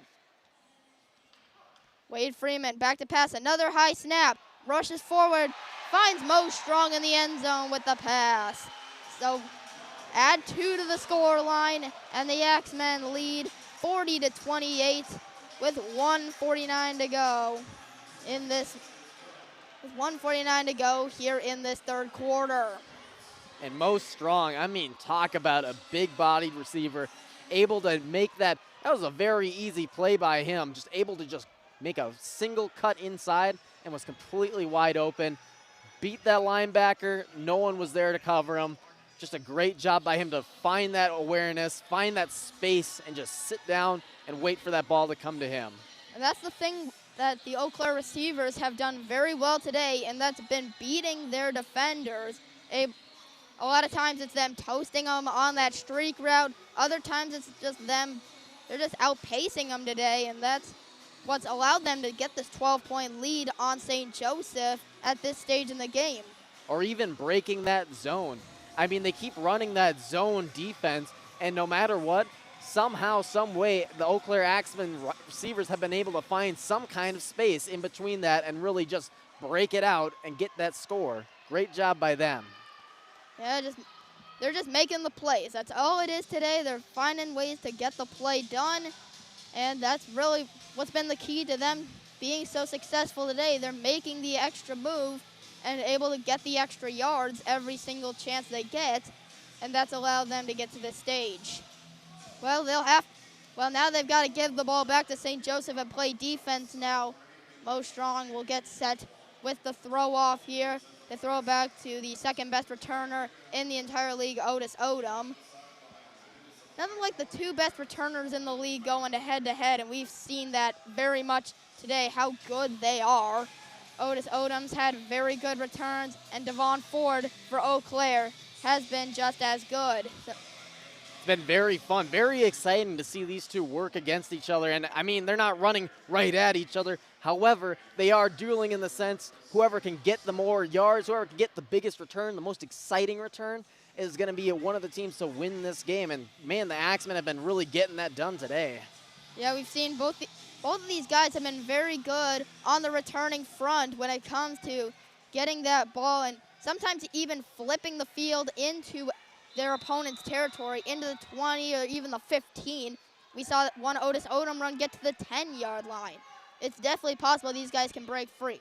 As Mo Strong will throw the ball downfield. It's a bit of a short one. That'll go out of play, and that's going to be a flag, though, as you can't throw the ball out of play, and we're going to have a little bit of pushing and shoving going on. Jacob Davies is one of them over Throw there off alongside violation, Joe King, throwing team. and a couple of The ball be placed at midfield. First down. It's gotten chippy today. There's been some chippy moments, even though it's a 40-28 lead right now. There's been a lot of back and forth talking. We've seen some arguing on the field. We've seen some back talk towards each other. We've seen some pushing, some shoving, but that's all in the name of the game. Yeah, I mean, you know, they're just trying to defend their team every chance they can possibly get. Well, the ball going out of play is a flag, which means the ball gets put at midfield. It's basically So the ball going out of play is basically the exact same as if it were to hit the roof. Timeout, Eau Claire. And they call a timeout. Their second here of the half. are the Axemen. The coach not really liking what he's seeing out there. Yeah, you can tell he was not very happy with how his team was set up right there. So he will have to use a timeout to get the team set up correctly. 1:33 here still to go in this third quarter. So that's still plenty of time for St. Joseph to even score before this quarter ends. But remember, once the quarter ends, it's not like if the half ends where you completely run out of time and lose the ball. In the third quarter, you can take your time if you're St. Joseph and go down methodically and go score some points. Just setting yourself up, really, to get yourself another score here, because you're down 12, but you're not down 20 or 30 or anything like that. It's still a reasonable amount to get back into it. Yeah, and St. Joseph has played a lot of comeback football this season. I'll get to it after this play. Trujillo pitches it to Ryan Martinez on the near side, and he'll run straight into the wall right after a gain of about 2 yards. And there's a flag on the play, too. Oh, yeah, flag in the backfield here. It looks like it's going to be on St. Joseph. We'll see what this is about. That's the chippiness we were talking about there. We'll see if it's an unsportsmanlike penalty, but it looked like number 7, Otis Odom, actually may have been blocking a little too long on that. After the play was over, personal foul, unnecessary roughness, offense, number 15. It's a 15-yard penalty, second down. So yeah, unnecessary roughness is the call on that play, so that'll back up St. Joseph. Correction, number 7. Yards on that play. That is not something you want if you're St. Joseph. You have that big play right there, and then you give it all up and are backed up now to a second down and 25 yards to go. So a long way to go. Takes the snap, runs out to the 10, then a dump pass to the near side to Boo Smith, trying to evade some tacklers, and then is brought down after a gain of 3 yards to the 15-yard line. So like I was about to say, this St. Joseph team has played a lot of comeback football. They've been down in every single game they've been in by a good 2 score. As the quarterback, Trujillo, takes the snap. Under pressure, nearly gets thrown to the ground, able to dump it off to the tight end, Jamal Williams, and is brought down at the 23-yard line by A.J. Brown. That's going to bring up 4th down here. And yeah, that's 4th down and 2 yards, and while St. Joseph's trying to work quick here, Trujillo, empty backfield, takes the snap, rolling to the near side, flings it deep to the end zone, caught, touchdown. Boo Smith was right there in the end zone, and just like that, St. Joseph with one play gets 6 more on the board. It's 40-34. And that wasn't even Trujillo's first option there. He was trying to find something quick and short underneath to try and pick up that first down, but saw Boo Smith just clear as day, completely over the top, and was able to just get him for that touchdown. Trujillo going for 2 points here. Rolling, running around. Look for the pass, ball comes free. Scooped up, though, by Jamal Williams, who tries to stretch for the 2, and he's going to get it. It was a fumble out of the ground by Trujillo. Luckily for him, it got scooped up by Jamal Williams, who will run it in. They'll get, as of right now, it is a 2. The officials will get together here. Just to double check. Double check. As of right now, the score is 40-36 at the end of the third quarter, but just trying to get a better. That is the end of the third quarter. The 2-point conversion was good. And yes, it is good. So the score will be 40-36 here at the third quarter break. So the Axemen up by 4 now, about to get the football to start this fourth quarter. Timeout on the field. Well, you got 15 minutes to show what you're really made of here. A 4-point game. This is the type of arena football we really like to see. These close games that come down to the fourth quarter to decide them. And with Eau Claire about to get the ball here, if they can drive down and get... Looking for trusted news in the Chippewa Valley? Leader Telegram delivers the stories that matter, from local updates to sports coverage. Get your daily dose of quality journalism anytime, anywhere at leadertelegram.com. Applebee's All You Can Eat is back, featuring the chicken tenders you've always loved. Plus double crunch shrimp and riblets, all served unlimited for just $15.99, only at Applebee's. Welcome to Eau Claire, Wisconsin. Bridges? Yeah, we got them. They bring together people, art, music, and adventure. Whether you're chasing dreamy trails, singing along at music festivals, knocking down the kingpin on a coup pitch, or experiencing the true flavor of Eau Claire at a farm-to-table restaurant, Eau Claire is always ready to surprise you. So while you're here, cross into something new. And when you're ready to explore, we'll be right where the rivers meet. My name is Lee Hofer, and I work at Eau Claire LASIK, and I've been here for 25 years. I think there are a lot of rewarding things about having LASIK as a profession. Working with young people that have defined goals, people that are 60s and 70s, and they find benefits too. But I think it's just the personal encounters, meeting new people, and seeing how their life continues from there.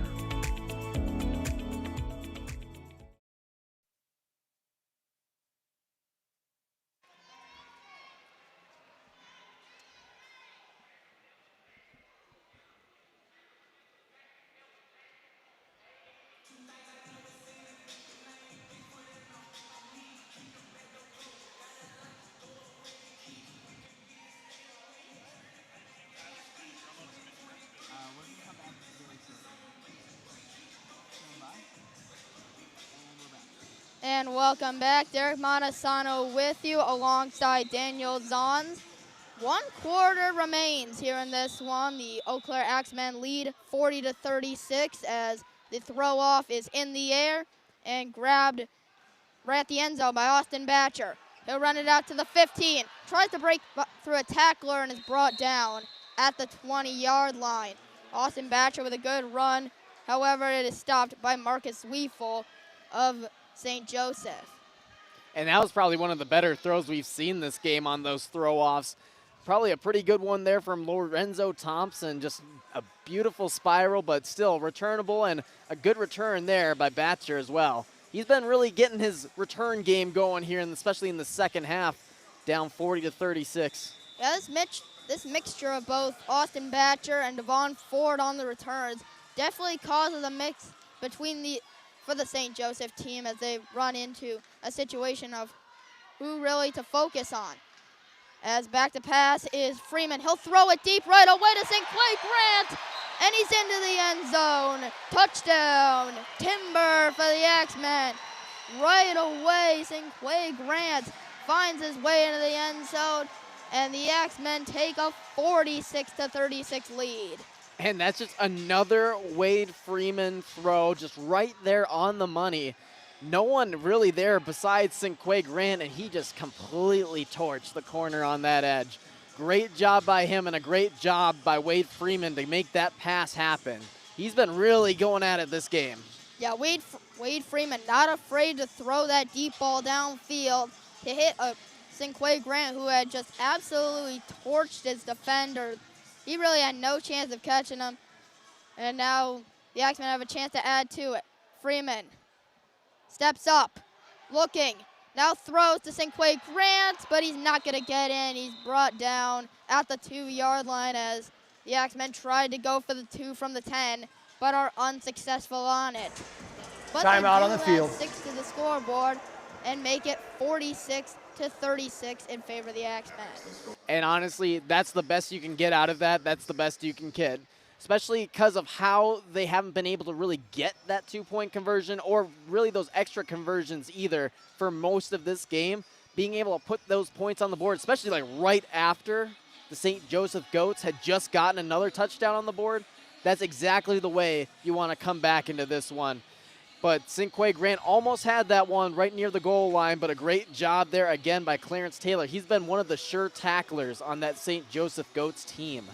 Yeah, I mean, the Axemen have been very good offensively today. They've been this has really been their best offensive game of the entire season in terms of scoring. They've scored really consistently every single drive, and really you can't ask for much more from them. They're able to get points on the board consistently and are really just outpacing St. Joseph in the scoring department leading now by 10 points.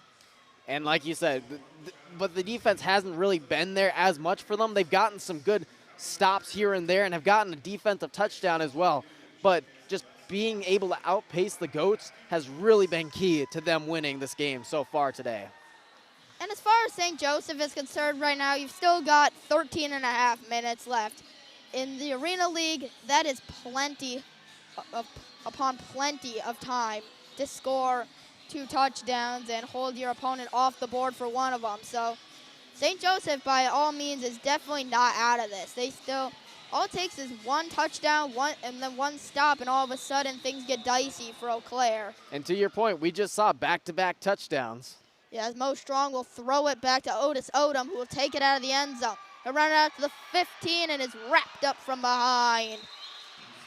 Wrapped up by Jacob Davies there for Eau Claire. And St. Joseph will get this ball right around the 15-yard line. And there just wasn't really enough blocking around Otis Odom, who's had some good blocking for most of this game when he's been able to return those big ones, but just nothing there. A sea of white jerseys there as the Axemen converged and brought him down for a reasonable gain. Well, this is where St. Joseph needs to prove what they're capable of. Trujillo, back to pass, rolling out. Now moving forward, looking, now flings it downfield. Oh, in and out of the hands of Ryan Martinez. That was right to him, and that's going to be one he wants back. Yeah, he's pointing to his chest. He knows. It went right into his hands and just fell right out of him. That's going to be one he wants back. 2nd and 10, and the Goats are going to run it right away. Trujillo rolling out far side. Now throws it back to the near side, incomplete. Looking for Otis Odom there, and that'll set up 3rd down and 10 for the Goats, so unable to move on these last 2 plays. And they're just going too quick. I mean, right now it's 3rd down, but you still have 12 minutes and 30 seconds to go in this 4th quarter. You're only down 10. All you need is that 1st down. Yeah, now they'll run it again. Trujillo, he'll do it himself. Breaks free to the 25, now cuts to the near side, and is taken down by a seal of tacklers. Current being one of them for the Eau Claire Axemen. Nevertheless, a 15-yard gain and a 1st down. And that's what makes Trujillo so dangerous, very mobile on his legs. And again, quickly back up to the line of St. Joseph. 12 minutes still to go in this one. Claps his hands and takes the snap. Quickly to the far side, hitting his man by the name of Boo Smith. And he'll gain a good 4 yards on that play, up to about the 15-yard line. We'll say the 16 here. It'll be 2nd down. 2nd down and 5 here, actually, from the 15. St. Joseph again. Trujillo. Back to pass. Now he'll run it himself. Steps up to the 10, to the 5, and is wrapped up and brought backwards. Forward progress will be stopped at the 5 for Trujillo, but he has been very mobile this drive, getting extra yardage on with his legs when nobody's open. He's always willing to put that team on his back. Trujillo back in the end zone, touchdown. Boo Smith able to catch one in the end zone, and the St. Joseph Goats add 6 more on the board. And all of a sudden, it is the Eau Claire Axemen who might be in a little bit of trouble here. St. Joseph tries to add on. They have the score of 46-44 on the screen. Yeah, that's not right. It's 46-42, actually. St. Joseph going for 2 here. Under pressure, the ball will go off the back wall, but out of bounds. So the score will be 46-42. I'm not sure if it shows it on there, but we will send this one now to the media timeout. And remember, fans, to open the Fan Club app now and check if you've made the fan highlight reel for today. And also, you got to remember to check those points and claim their extra rewards.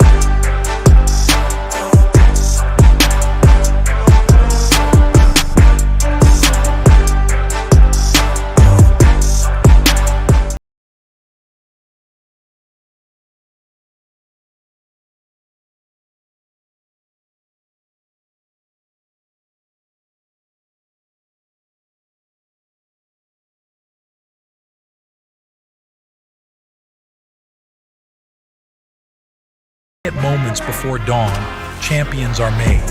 Every fan, every athlete, every moment counts.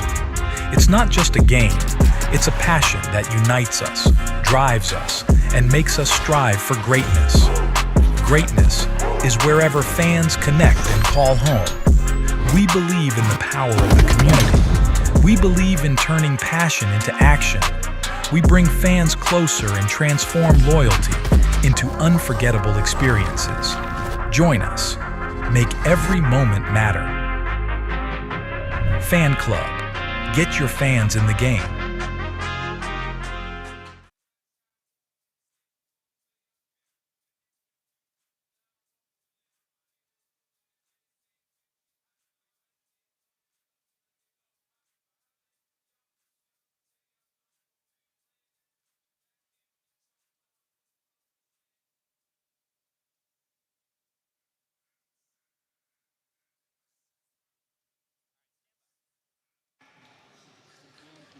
And welcome back. Derek Montesano with you.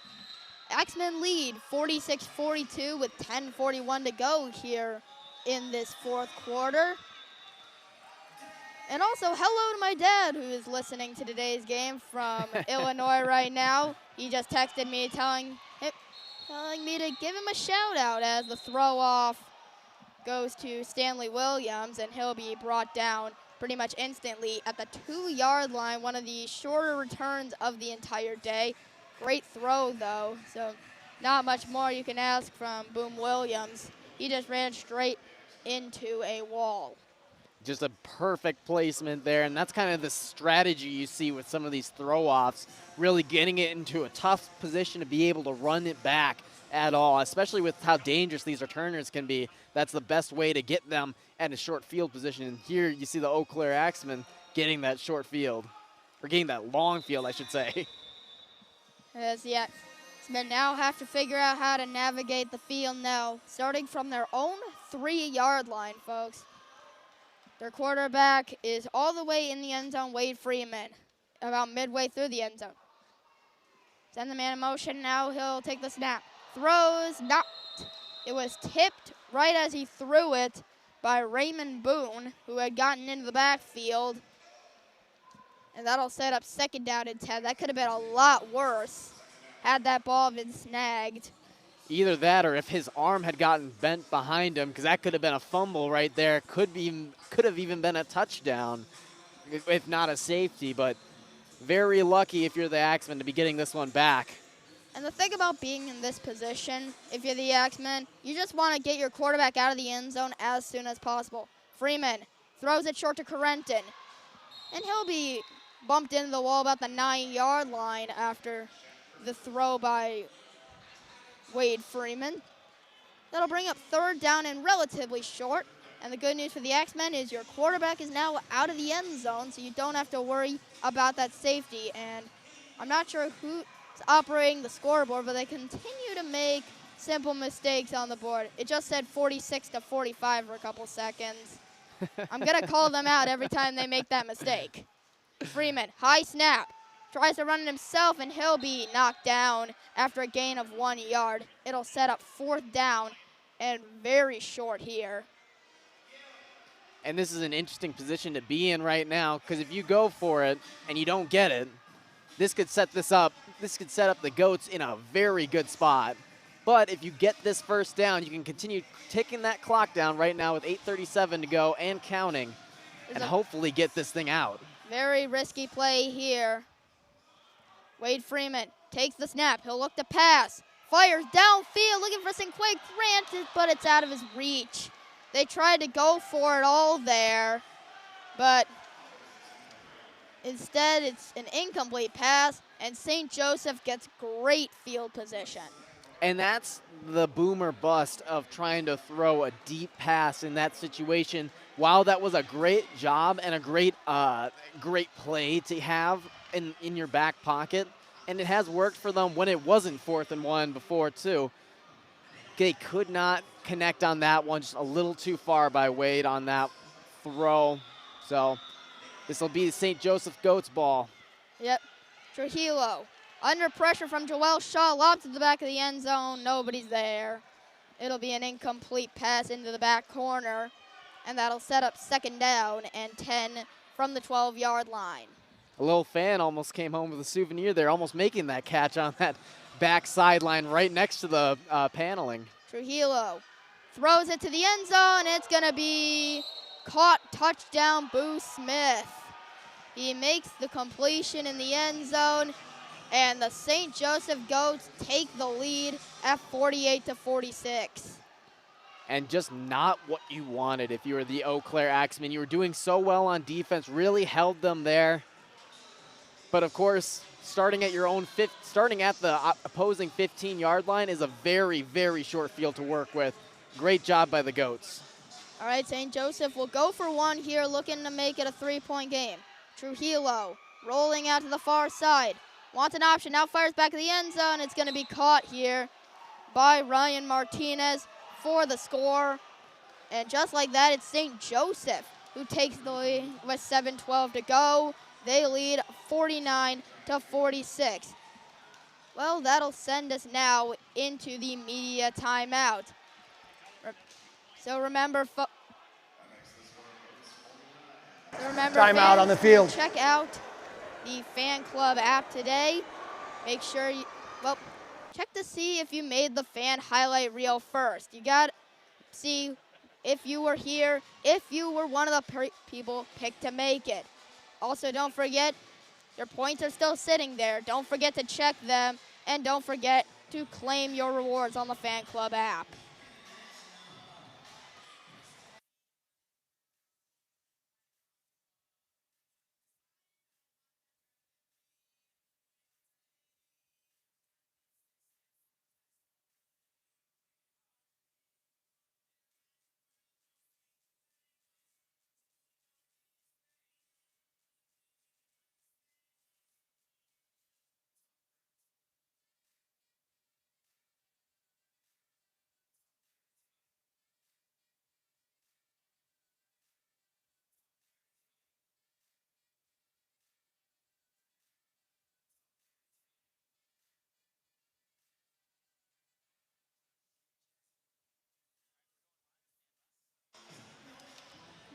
And welcome back. Derek Montesano with you. The St. Joseph Goats have now taken a 49-46 lead over the Eau Claire Axemen. 7:12 still to go in this one, so the Axemen have plenty of time to go down the field, as we'll see Stanley Boom Williams back to return the throw off from Lorenzo Thompson. Thompson will fling the ball from his own end zone. We'll see if he's able to pin the Axemen back. A good throw. Caught at about the 3. Boom Williams tries to find a gap. He's got a gap after the 15. Tripped up at the 20 and rolls forward to the 23-yard line. A great return there from Stanley Williams. And the Eau Claire Axemen have good field position to start. Yeah, and he was almost brought down very early on, but was just able to, like a video game character, move around like he was being controlled like a joystick, being able to contort his body just wherever he needed to go to be able to get an extra yardage. And that's just what you got to love about Stanley Williams. He's just always willing to take that extra effort and run with it. Well, we've reached under 7 minutes and counting here. 6:45 still to go. As Freeman sends a man in motion, takes the snap, now fires back to the end zone, looking for Mo Strong, incomplete. Right through his hands, and Mo Strong just could not keep the handle on it. And that'll set up 2nd down and 10 instead of potentially a touchdown there. And that was their bread and butter through most of that first half, finding someone deep and past that 10-yard line, further into the end zone. Strong's been that strong-handed receiver for most of this game, just could not reel in that one. Well, Joel Shaw will be back at quarterback. He'll run it himself here and is immediately stopped after a gain of maybe 1 yard there. He ran straight into a wall consisting of Antonio Taylor Jr. as one of them and just could not get through the ankle tacklers that were there. So now 3rd down, 9 yards to go, and if you're the Axemen, you really need to pick this one up. St. Joseph is not going to let you stall out at midfield. Freeman takes the snap. Under pressure, fires underneath, incomplete. Knocked away from Stanley Boone Williams by Clarence Taylor. And that sets up 4th down now. And if you're the Axemen, this is really a necessary pickup. 4th down and 9. You've got 5 minutes left on the clock. St. Joseph has not slowed down the offense really since the end of the first half. They've gotten the offense on fire. So Eau Claire really needs to pick this up. Freeman takes a snap, thought about passing. Now under a lot of pressure, rolling away from it. Looking, now throws downfield. Jump ball, it is incomplete. An incompletion in the back of the end zone. They were looking for Joel Shaw. The fans thought it was a touchdown, but the St. Joseph Goats escape, and Eau Claire goes 4 and out. And Joel Shaw had a real big chance at that one there. Had his hands on it for a second, but just a great play by the defensive back to really push that ball out. And they've been really strong-arming these Axemen receivers, not really letting anything get into the hands and stay in their hands. As soon as it hits, they're immediately going for that ball. That was a smart adjustment by them at halftime, and now the St. Joseph Goats take over. As here's a pitch play to Ryan Martinez, and he'll run it out to the 21-yard line for a 2nd down and 7 yards now. And again, St. Joseph quickly back into position now, and now it looks like they're going to slow things down a little bit here. You've got 20 seconds. You don't need to be up after 5, but we see that a lot from St. Joseph. Oh, direct snap to Martinez here, and he's going to be wrapped up at the 18-yard line for the Axemen, and that'll set up 3rd down now. And as you had said earlier, this St. Joseph's team is really trying to get that first win this season. You do not want to go 0-3 in such a short season. That you can just tell by the amount of plays and the different kinds of various plays that they're really trying to get this one out. Martinez in the backfield along with Trujillo. Trujillo dumps it underneath to the tight end Williams. And he'll bully ball his way up to right about where the 1st down is, and they're going to give him the 1st down. So move the chains for Jamal Williams, and the St. Joseph Goats are looking very close to making this a 2-possession game with 3.5 to go. And that's dangerous if you're the Axemen. There's only 1 timeout left for the Eau Claire Axemen. Timeout, Eau Claire. Their 3rd and final of the half. They have to use their final timeout here to get set here. That's not what they want. With the Axemen out of timeouts with 3:19 to go, and St. Joseph threatening to break this one open in terms at this juncture in the game. It's not really looking in favor of Eau Claire right now. St. Joseph looking very likely like they're about to punch this one in. Yeah.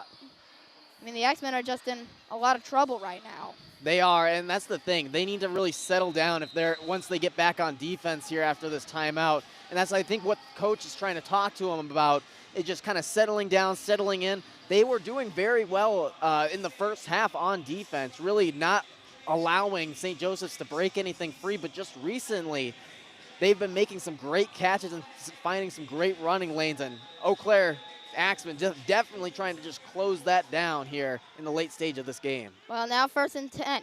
A direct snap to Martinez, and he'll break free to about the 10-yard line.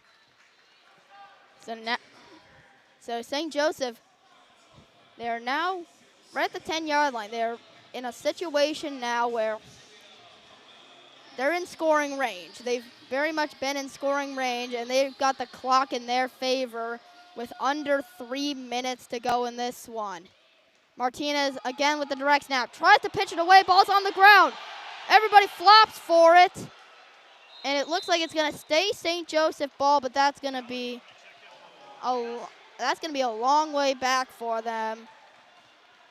It was Martinez. It was a design pitch play back to Trujillo on the ruling side, on the field was a backwards fumble recovered by the offense. It's just a fumble. 2nd down. and all the way back now to the 22-yard third line down. on third down. And if you're St. Joseph's, you're thanking your lucky stars that you got that one back, because that could have been very close to being Eau Claire Axemen's on the opposite side of the field. Well, third down and an Uber ride to go for the St. Joseph Goats now. 5 on the play clock. They need to get something off. Trujillo takes the snap, looking for a deep pass. Now fires short over the middle, and getting right to the line to gain is Lorenzo Thompson. This is the like 2-minute timeout. Get it, but we will head now to the 2-minute warning.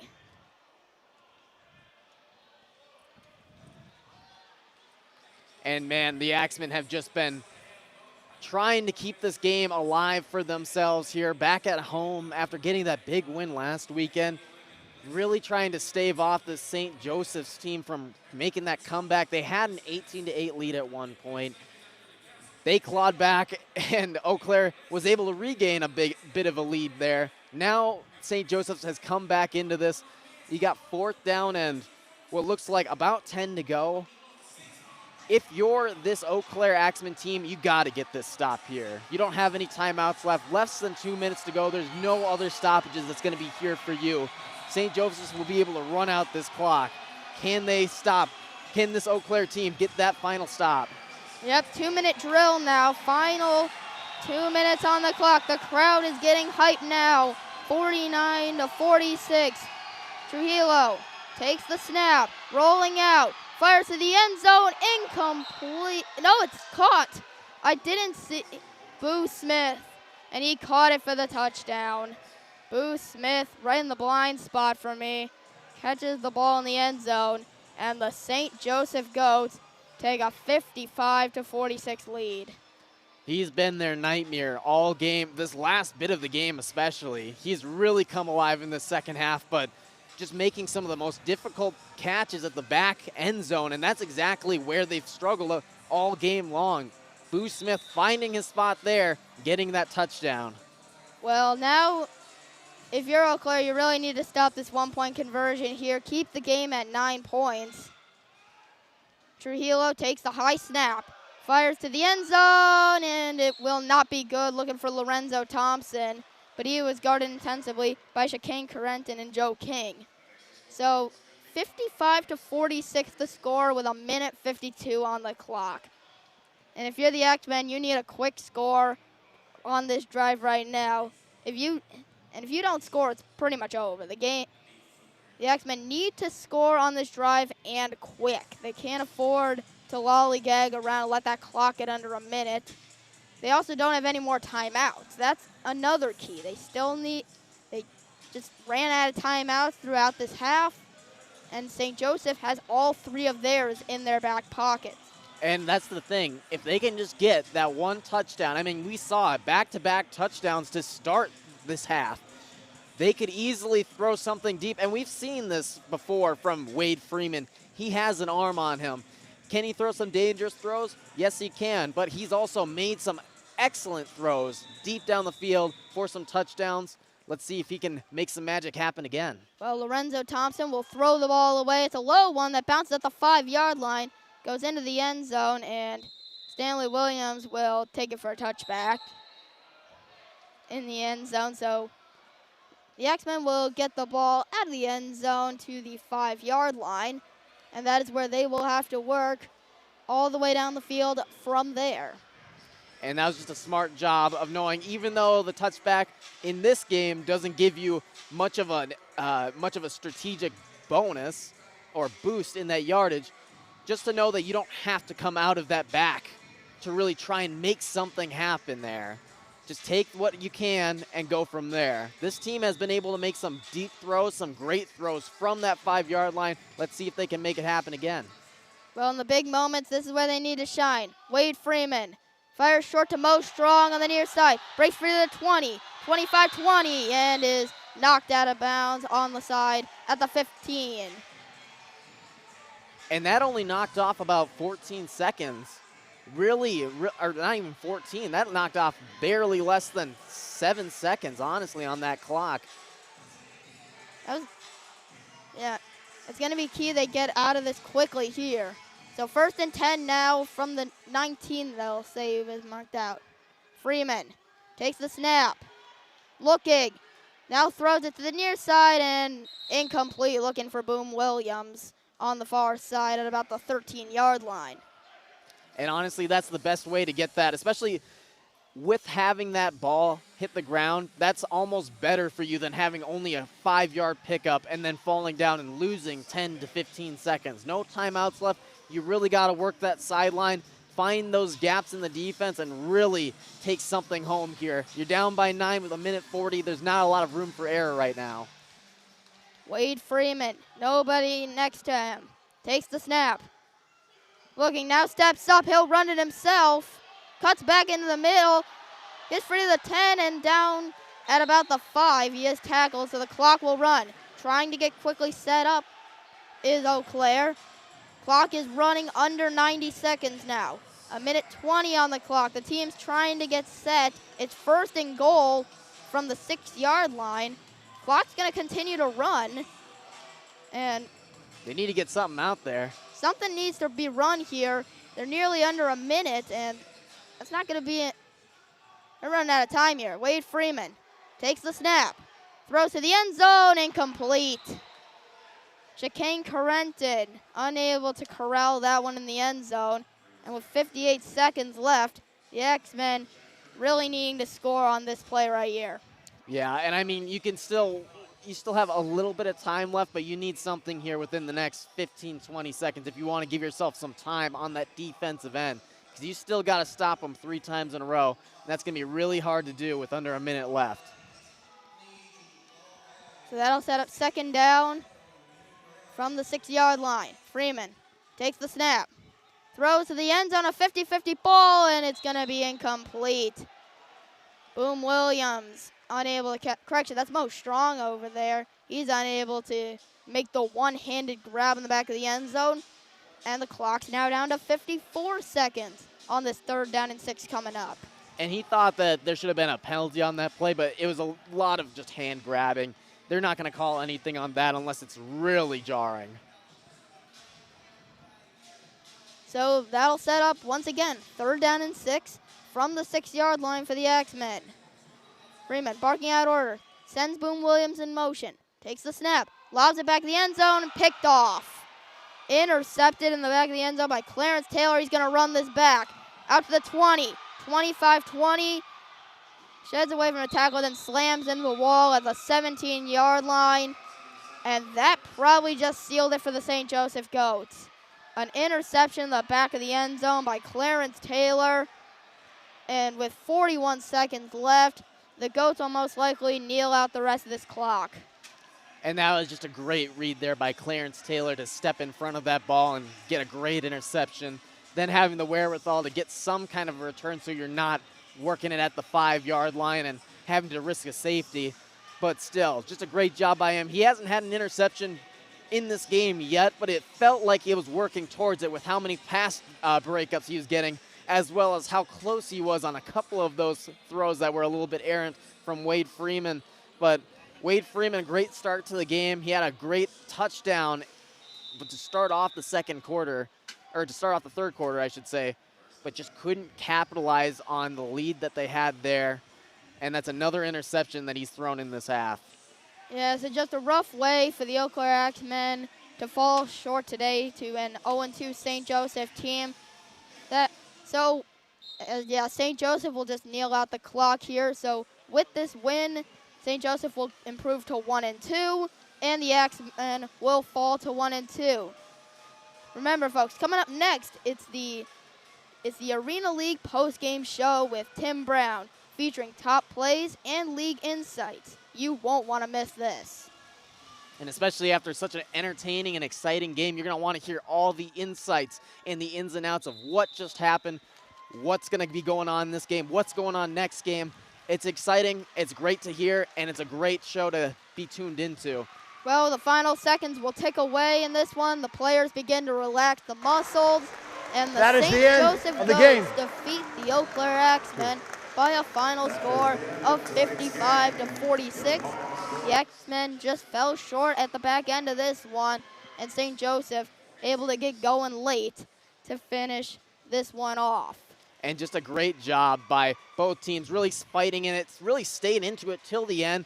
It really came up to that last 2-minute mark, and that's a game that you love to see go up until that last bit of time. But unfortunately, our Eau Claire Axemen could not pull this one off. But still, you got some great throws in there from Wade Freeman, really doing his job out there. This defense really looked good from times. Obviously, there's a little bit of tweaking that needs to happen here and there on the defense line and on defensive backs, but for the most part, they had their time. They were able to get in and really cause some ruckus in the backfield as well as in the passing game. This score is not going to show it. It's a 55-46 game, but still, it was a great defensive game from both sides from both teams, I should say. Yeah, you can say both teams played this game very, very well. This was not a very sloppy game from either team. Now, there were a few moments where you could question it, but a lot of it, a very clean game from both sides, and you can't really argue either team played very bad. No, you cannot, and both teams really came into this. St. Joseph's, we talked about, they came into this winless. Now they're going to come away with the win. They needed that win if they wanted to stay alive in the playoff picture, keep their season alive, keep their hopes up, and they came away with the win here. Very hard-fought win from them as well. Yeah, that's what they came in here looking for. They came in looking for the win, came away with the win, and now both of these teams share the exact same record. You can say that again. And it's been a great night of football.